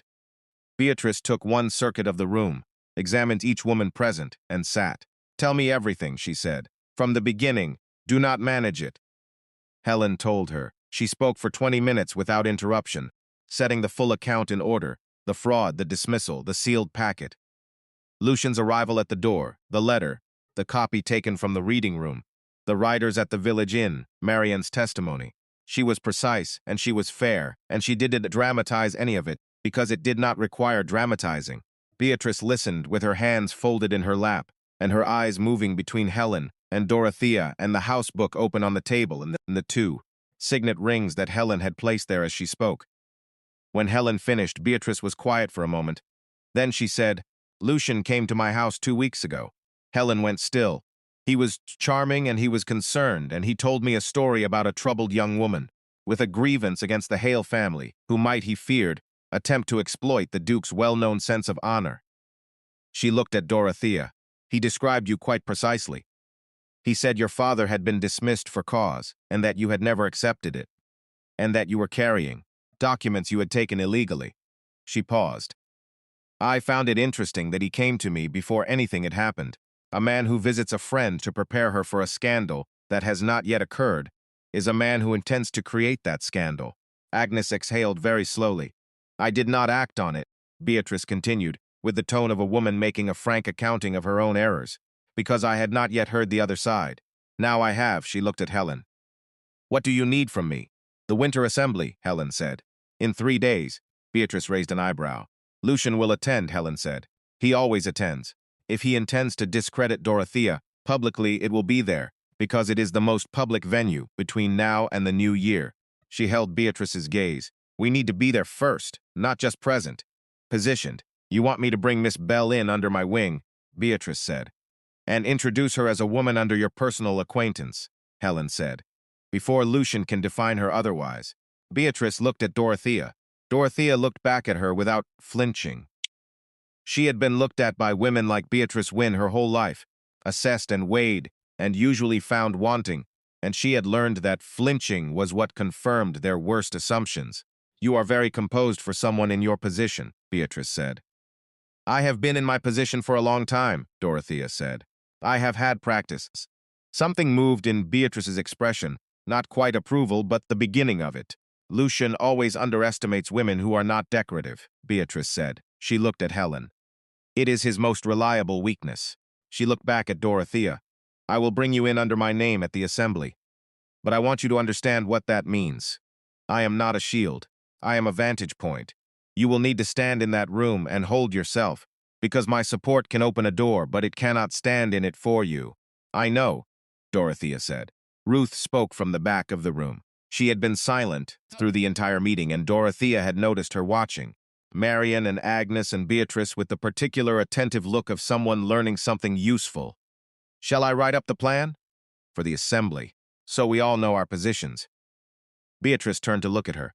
There was something in the look that acknowledged, without saying so, that this young maid had been running evidence errands, and keeping porter's books, and staying awake through midnight crises, and had earned her place at this table. "Yes," Beatrice said. "Write it up." Ruth produced paper from somewhere. She always seemed to have paper. They planned for 2 hours. Agnes's role was the documents. She would have Simon's reply from Lincolnshire by the morning of the assembly, and she and Simon would prepare a summary of the evidence chain that could be placed in the magistrate's hands at a moment's notice. Marian would travel to the assembly and be present in the anteroom. She would not be introduced socially, which was not her world and not what they needed her for. She would be available as a witness if the moment required it. Beatrice would manage the room, who was spoken to, in what order, with what information placed before Lucian arrived, and what withheld until he had committed to his version of events in public. Helen would stay close to Dorothea and close to Peregrine. Ruth would watch the doors. Dorothea would be present, composed and ready. What she would be ready for, exactly, none of them could say yet. That depended on Lucian. It always had. Peregrine came to find her that evening, after supper, in the small sitting room where she had been going over Agnes's inventory for the 3rd time, because going over it again was better than sitting still. He closed the door. She looked up. He crossed to the chair opposite and sat, and she set the inventory aside, because whatever he had come to say, he had been working toward it since this morning, and she was not going to make him build to it over the top of a stack of papers. "I need to ask you something," he said. "Ask it." He looked at her steadily. "If we go to the assembly, and Lucian is exposed there, the immediate result may be his detention, or at least a public demand for inquiry. But the longer result is that my family's name carries this. Not just Lucian's actions, the framework that allowed those actions. My father's failure to investigate, the years of silence." He paused. "I want to know whether you can live with a partial vindication, because I cannot promise you a clean one." She looked at him. "My father was innocent," she said. "I have known that since the day he was dismissed. I do not need the world to agree unanimously. I need the record corrected, and I need Lucian to answer for what he did." She paused. "I am not asking for a statue. I am asking for the truth to be in the room." He was quiet for a moment. "I am also asking," he said, and his voice shifted in a way she had not heard before, "whether you can see a future here. After this, whether there is something in this house you might want to remain for, or whether the moment it is done you intend to go." She went still. He held her gaze. He had decided to say the whole thing, and he was going to say it. "I am not asking you to decide now," he said. "I am not asking you to decide anything. I am telling you that I would like you to stay. Not under my protection, not as a guest. As something else. Something I do not have a clean word for yet, because we have known each other for 3 days. And 3 days is not the basis on which a man makes a de-Dorotheation with any dignity." Dorothea looked at him. The fire was low and the room was quiet, and outside the snow was deep and unbroken, and she thought about 3 days, which was true, and about what she had seen in those 3 days. A man who did not move when Lucian asked him to, who came downstairs at midnight without complaint, who sat with her in a library and said her name like a question he had not decided to ask, and then got to his feet when trouble came. She said, "You are making a de-Dorotheation." "I am making the beginning of one," he said. The rest of it requires considerably more time and considerably less immediate danger, and I am aware of that." She almost smiled. She did not quite, because the moment was too serious for an almost smile to be fair to either of them. "Ask me again," she said, after the assembly. He looked at her. Something in his face settled, not disappointment, not relief, but the particular composure of a man who has put a true thing into the open air and found that the air did not destroy it. "After the assembly," he said. He rose. He crossed to the door and then turned, because he always turned, and he said, "Whatever happens there, you are not going into that room alone." "I know," she said. He left. She sat for a moment with her hands in her lap and the inventory on the table beside her and looked at the fire. She thought, 3 days. She thought, it is enough to know the shape of a person. If you have been paying attention. She had been paying attention. Lucian's letter arrived at noon the following day, addressed not to Peregrine but to Sir Paul Ashe, the local magistrate, and its contents were a formal accusation. Simon had it in his hands within the hour. A footman at the magistrate's office had a connection to the Ravenshire household, and had sent word, because in small communities information about powerful men and formal accusations moved faster than the post. The accusation named Dorothea Bellamy. It charged her with the theft of estate documents belonging to the Hale family, specifically a letter and a ledger page and a personal seal, all of which, Lucian stated, had been removed without permission from the Hale estate records room by a former employee's daughter with a history of erratic conduct and unfounded allegations. He had attached a sworn statement from a witness. The witness was unnamed in the copy that reached them, but the statement claimed that the writer had personally seen Miss Bell remove documents from the estate records room on a date 3 years prior, before she had ever set foot in the house. Dorothea read it twice. Then she set it on the table with both hands flat on it and kept her face still. "It is a fabrication," Agnes said from across the table. Her voice was precise and very cold. "That date is 4 months before I catalogued those records.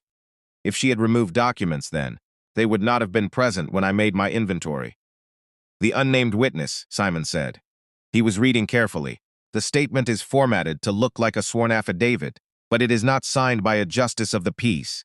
He has submitted it as supporting material, not as formal evidence. He knows it will not hold up to scrutiny. He is not trying to win a legal case with this. He is trying to force a response," Helen said. "He wants Peregrine to hand Dorothea over or face the appearance of harboring someone under a formal charge. Sir Paul Ashe is a fair man," Agnes said. "He will not act on an unsigned statement. He will have to acknowledge it," Simon said. "He will send a formal inquiry to the hall within 2 days. 2 days. The assembly was in 3. The table was very quiet. Peregrine's voice, from the doorway, was level and final. "Then we answer the inquiry the day it arrives," he said. He had come in somewhere during Simon's last speech, and he stood now at the head of the table with his hands at his sides and his face entirely composed. "Simon will draft our response today. Agnes prepares a sworn statement of her own regarding the inventory and the date discrepancy. Marian Fleet submits a written account of what she saw on the Selden Road. We do not wait for Sir Paul to come to us. We go to him first." He looked at Simon.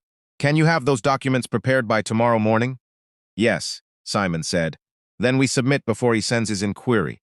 We do not respond to Lucian's charge. We make our own submission and let Sir Paul see both." He looked at Dorothea. "Your name is on a formal accusation. I am not going to let it stay there." Dorothea looked at him across the table. The room was full. Helen, Simon, Agnes, Ruth, Marian's written statement already in Agnes's hands, waiting to be formalized. 3 days ago she had been alone on the snow road with a sealed packet and no door to knock on. She said, "What if he escalates before the assembly?" "He will escalate," Peregrine said. "He has already escalated. The question is not whether he will move, but whether we are in position when he does." He looked around the table. "We are in position. We have the evidence. We have the witnesses. We have Beatrice." He paused. "And we have the truth, which is the one thing Lucian cannot manufacture, regardless of how many unsigned statements he produces." He said it not as a speech. He said it the way a man states a fact he has checked and found solid. Agnes straightened her pages.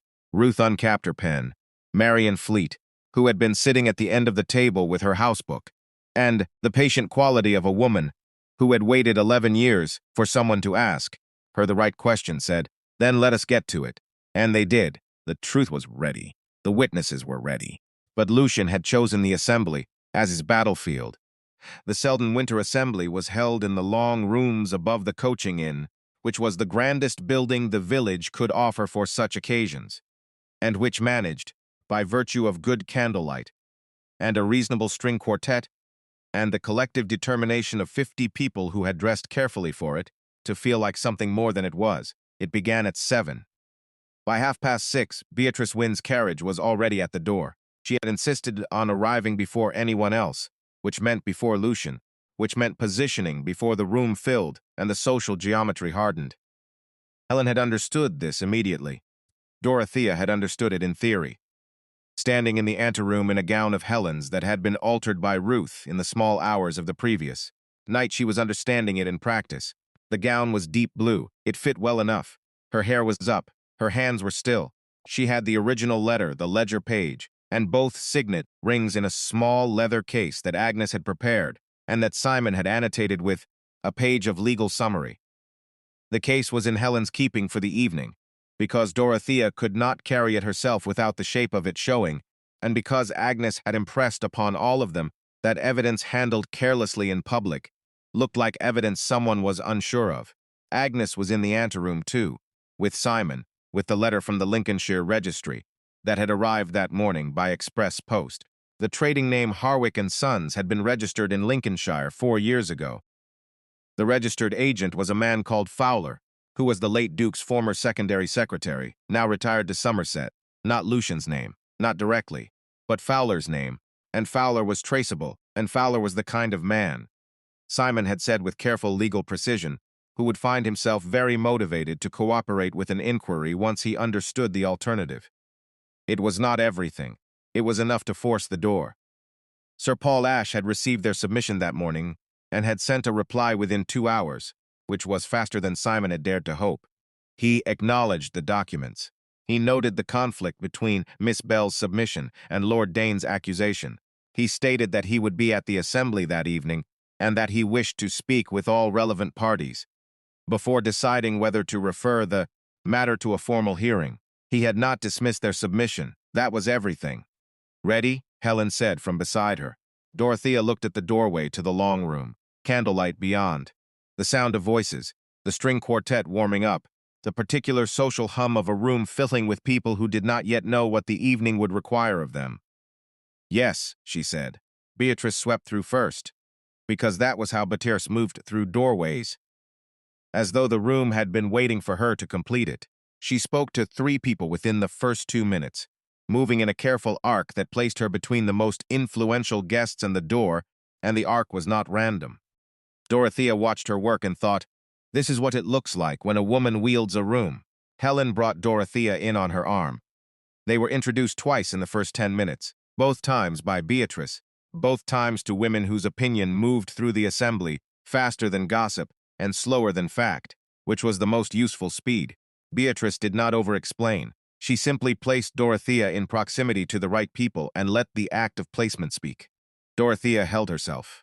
She spoke when spoken to. She did not perform either distress or false ease. She was simply present, which was what Beatrice had told her to be, because presence was harder to dismiss than performance. Lucian arrived at 7:15.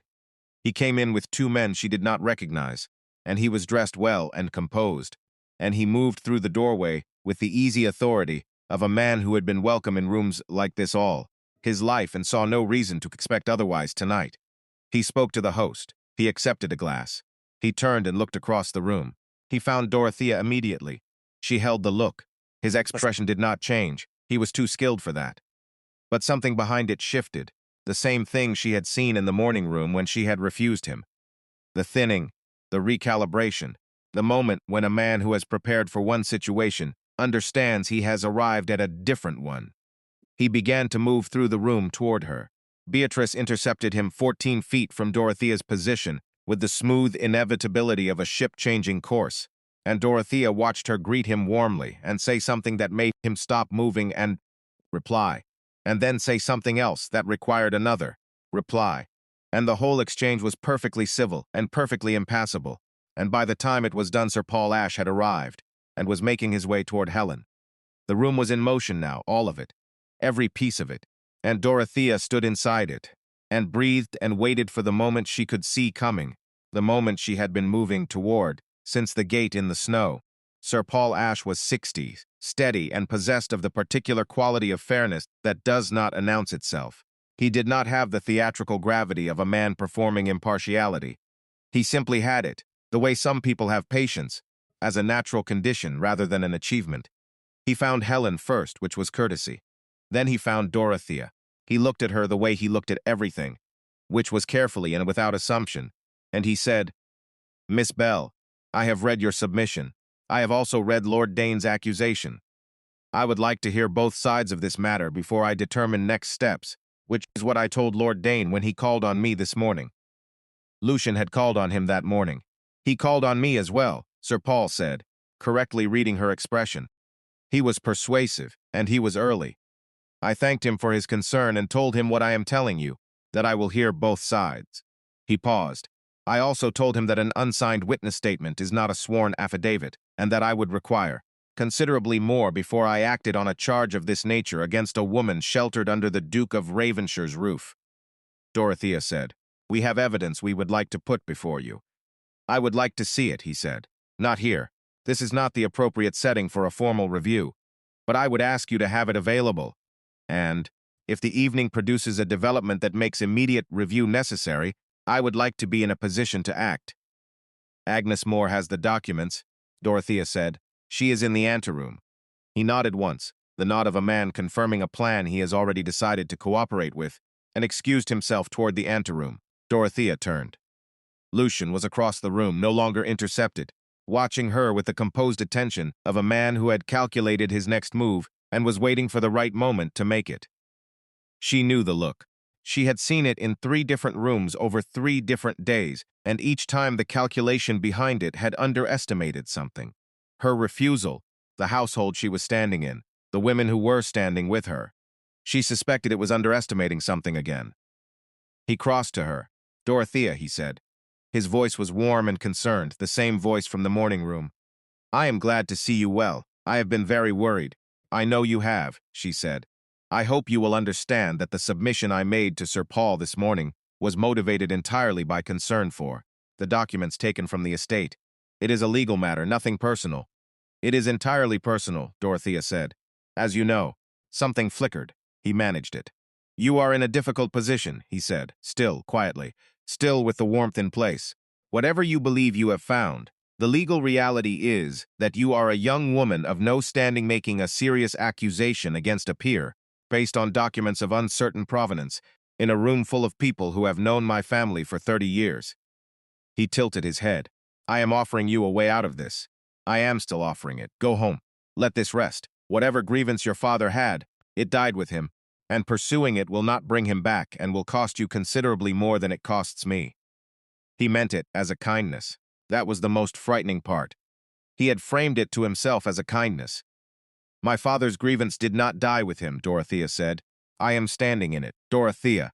"My name," said Peregrine from beside her, "is not yours to use." She had not heard him come up. Neither had Lucian. Peregrine stood at her shoulder, not in front of her, precisely at her shoulder, and his voice was as level as she had ever heard it, and absolutely final. Lucian looked at his cousin. The warmth did not leave his face, but everything under it went very still. "Peregrine," he said, "this has gone far enough." "It has," Peregrine agreed, "which is why it ends tonight. You are making a serious mistake. Whatever she has shown you—" "I have read my father's secondary accounts," Peregrine said.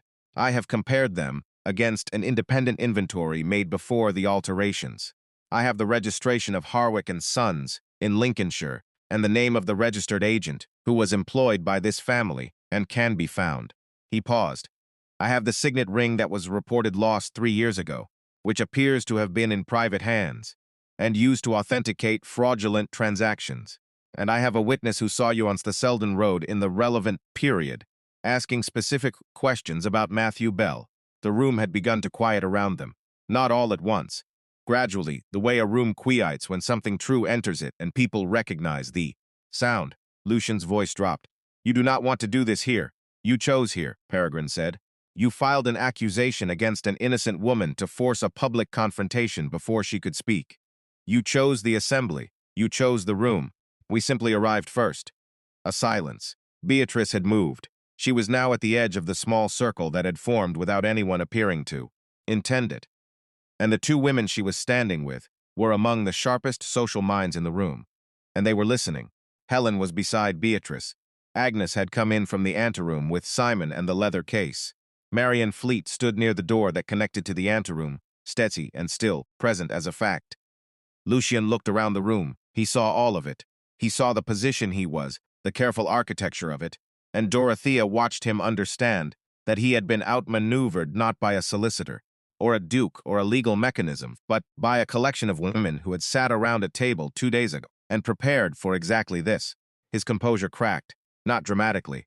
Lucian was too skilled for drama, but the warmth left entirely, and what was underneath it was not the calculated ruthlessness she had expected, not the cold intelligence of a man who believed he was untouchable.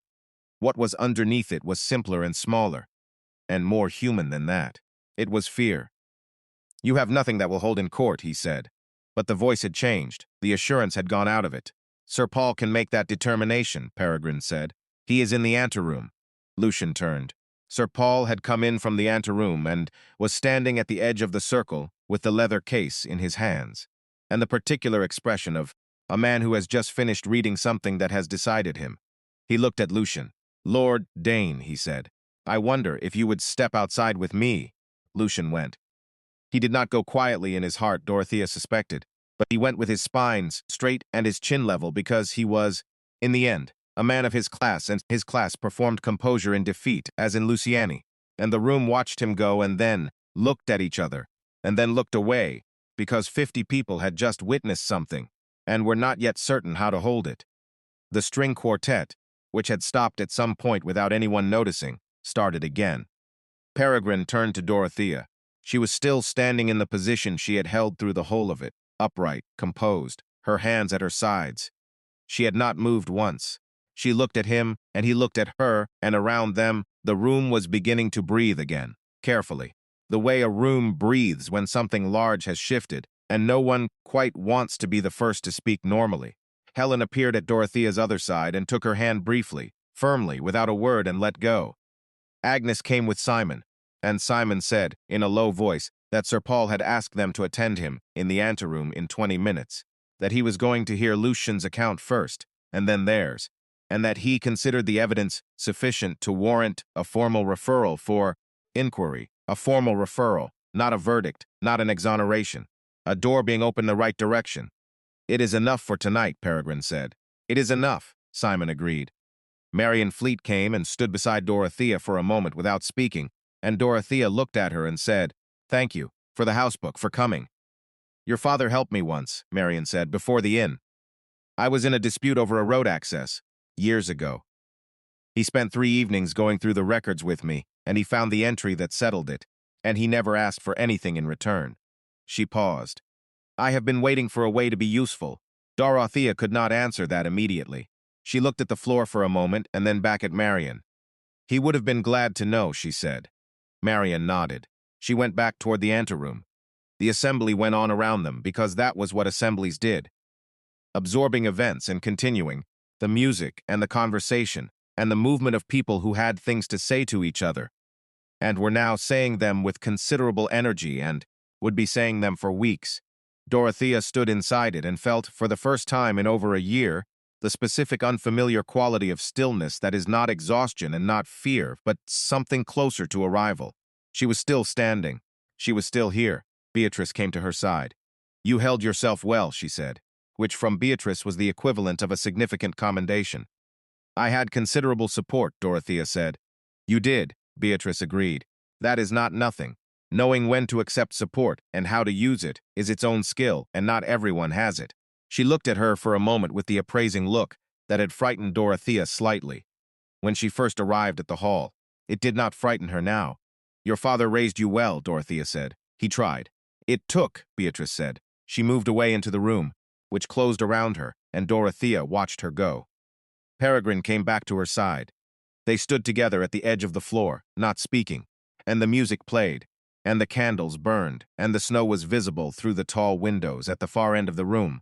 Falling again now, light and slow, the kind of snow that did not threaten. Sir Paul will want us shortly, he said. I know.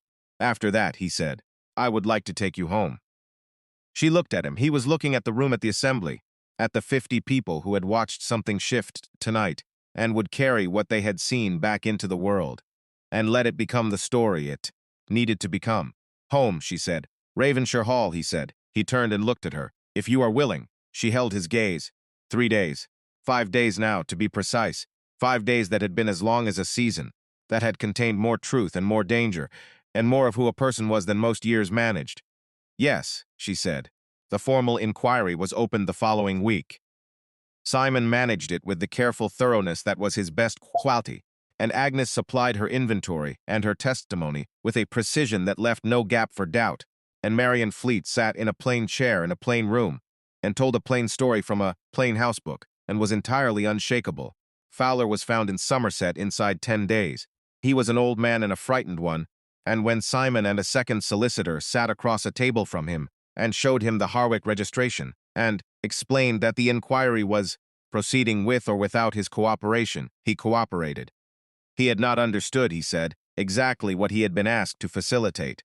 He had registered the name at Lucian's request and allowed his own name to be used on the agreement that it was a legitimate trading arrangement. He had not known what the arrangement was for. Simon did not find this entirely convincing.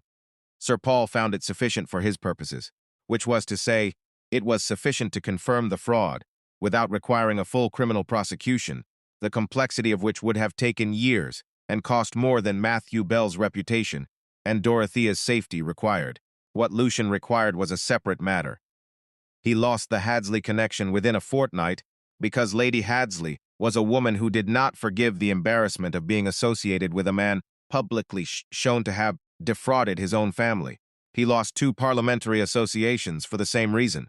He did not lose his title, because titles were not so easily removed, as Simon had noted from the beginning, but he lost the social architecture that had made the title useful, and for Lucian Dane, who had always lived in the spaces between influence and access, and other people's trust, that was the closest thing to justice the system could offer. It was not a perfect justice. Dorothea had known it would not be. She had asked for the truth to be in the room. It was in the room. That was what she had come for, and it was what she had. Matthew Bell's dismissal was formally reviewed, and the record was corrected to reflect that no misconduct had been established. It was a quiet administrative act, a few lines in a ledger, the kind of thing that did not make a story in the press, and would never be read by most people who had known Matthew Bell or believed the lie about him. But it existed. The correction existed, and the record said what it should say, and that was not nothing. Dorothea stood at the window of the sitting room at Ravenshire Hall, on a morning 10 days after the assembly, looking at the drive. The snow was still deep in the fields, but the sky had cleared to a pale winter blue, and the road was passable, and the oak stand at the bend where Thomas Rawle had watched from, for 3 cold days, was empty.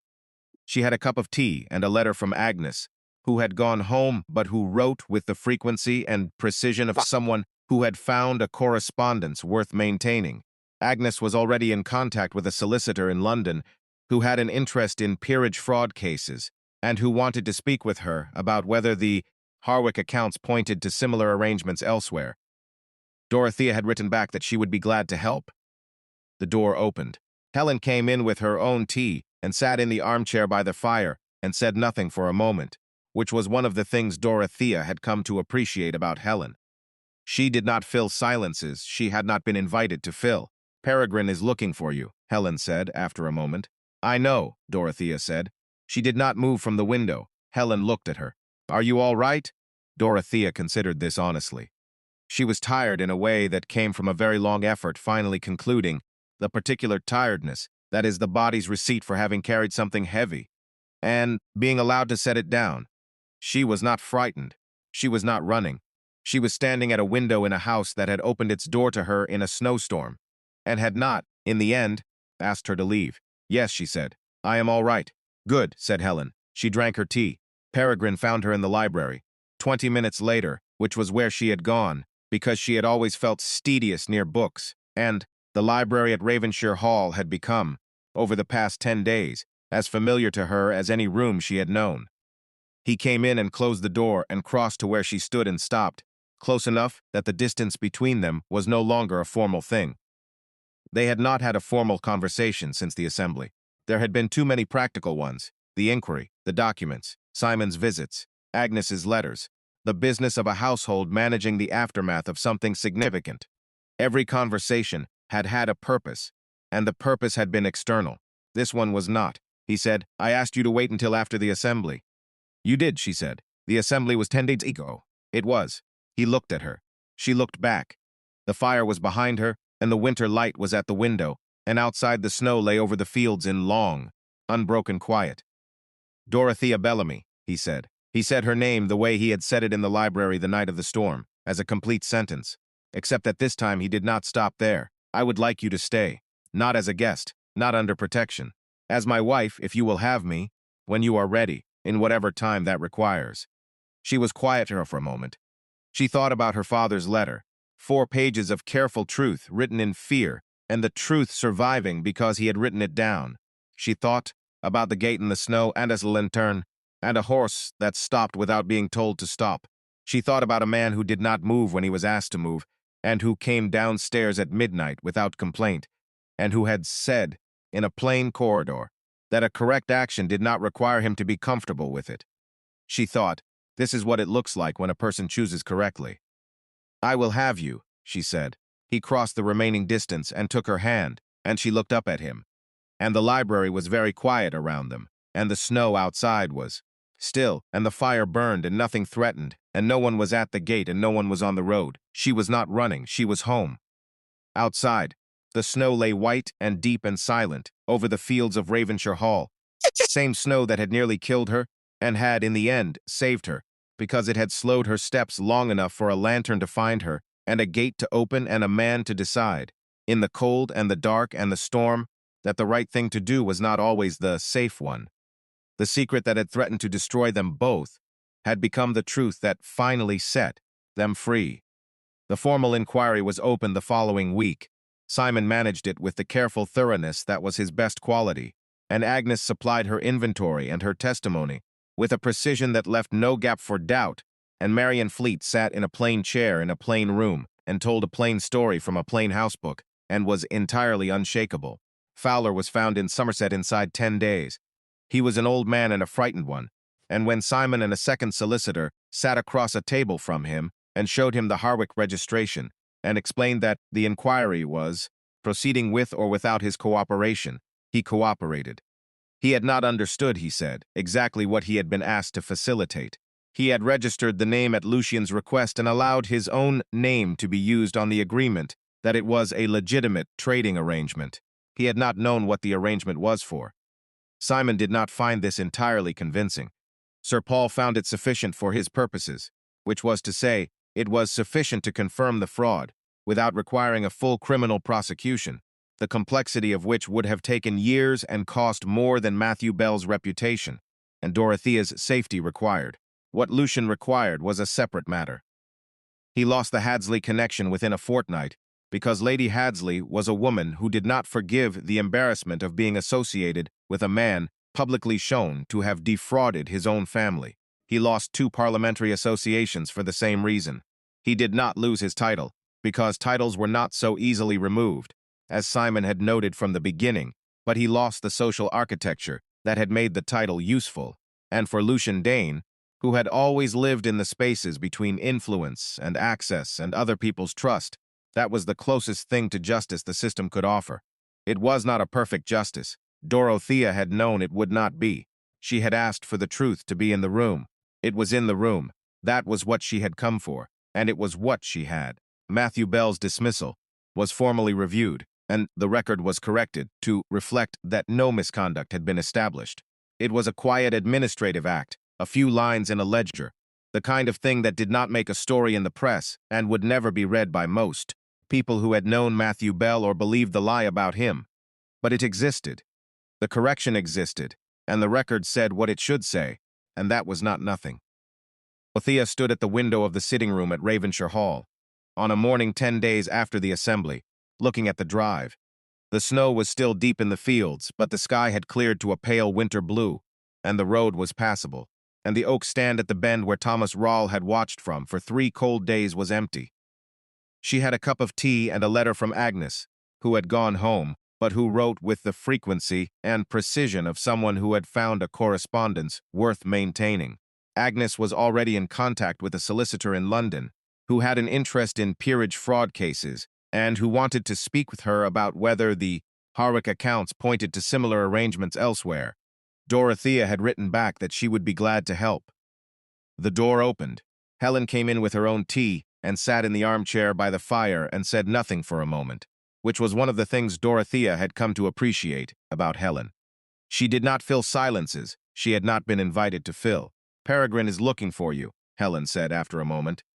"I know," Dorothea said. She did not move from the window. Helen looked at her. "Are you all right?" Dorothea considered this honestly. She was tired in a way that came from a very long effort, finally concluding, the particular tiredness that is the body's receipt for having carried something heavy and being allowed to set it down. She was not frightened. She was not running. She was standing at a window in a house that had opened its door to her in a snowstorm, and had not, in the end, asked her to leave. "Yes," she said. "I am all right." "Good," said Helen. She drank her tea. Peregrine found her in the library, 20 minutes later, which was where she had gone, because she had always felt steadiest near books, and the library at Ravenshire Hall had become, over the past 10 days, as familiar to her as any room she had known. He came in and closed the door and crossed to where she stood and stopped, close enough that the distance between them was no longer a formal thing. They had not had a formal conversation since the assembly. There had been too many practical ones: the inquiry, the documents, Simon's visits, Agnes's letters, the business of a household managing the aftermath of something significant. Every conversation had had a purpose, and the purpose had been external. "This one was not," he said. "I asked you to wait until after the assembly." "You did," she said. "The assembly was 10 days ago." "It was." He looked at her. She looked back. The fire was behind her, and the winter light was at the window, and outside the snow lay over the fields in long, unbroken quiet. "Dorothea Bellamy," he said. He said her name the way he had said it in the library the night of the storm, as a complete sentence, except that this time he did not stop there. "I would like you to stay, not as a guest, not under protection, as my wife, if you will have me, when you are ready, in whatever time that requires." She was quiet for a moment.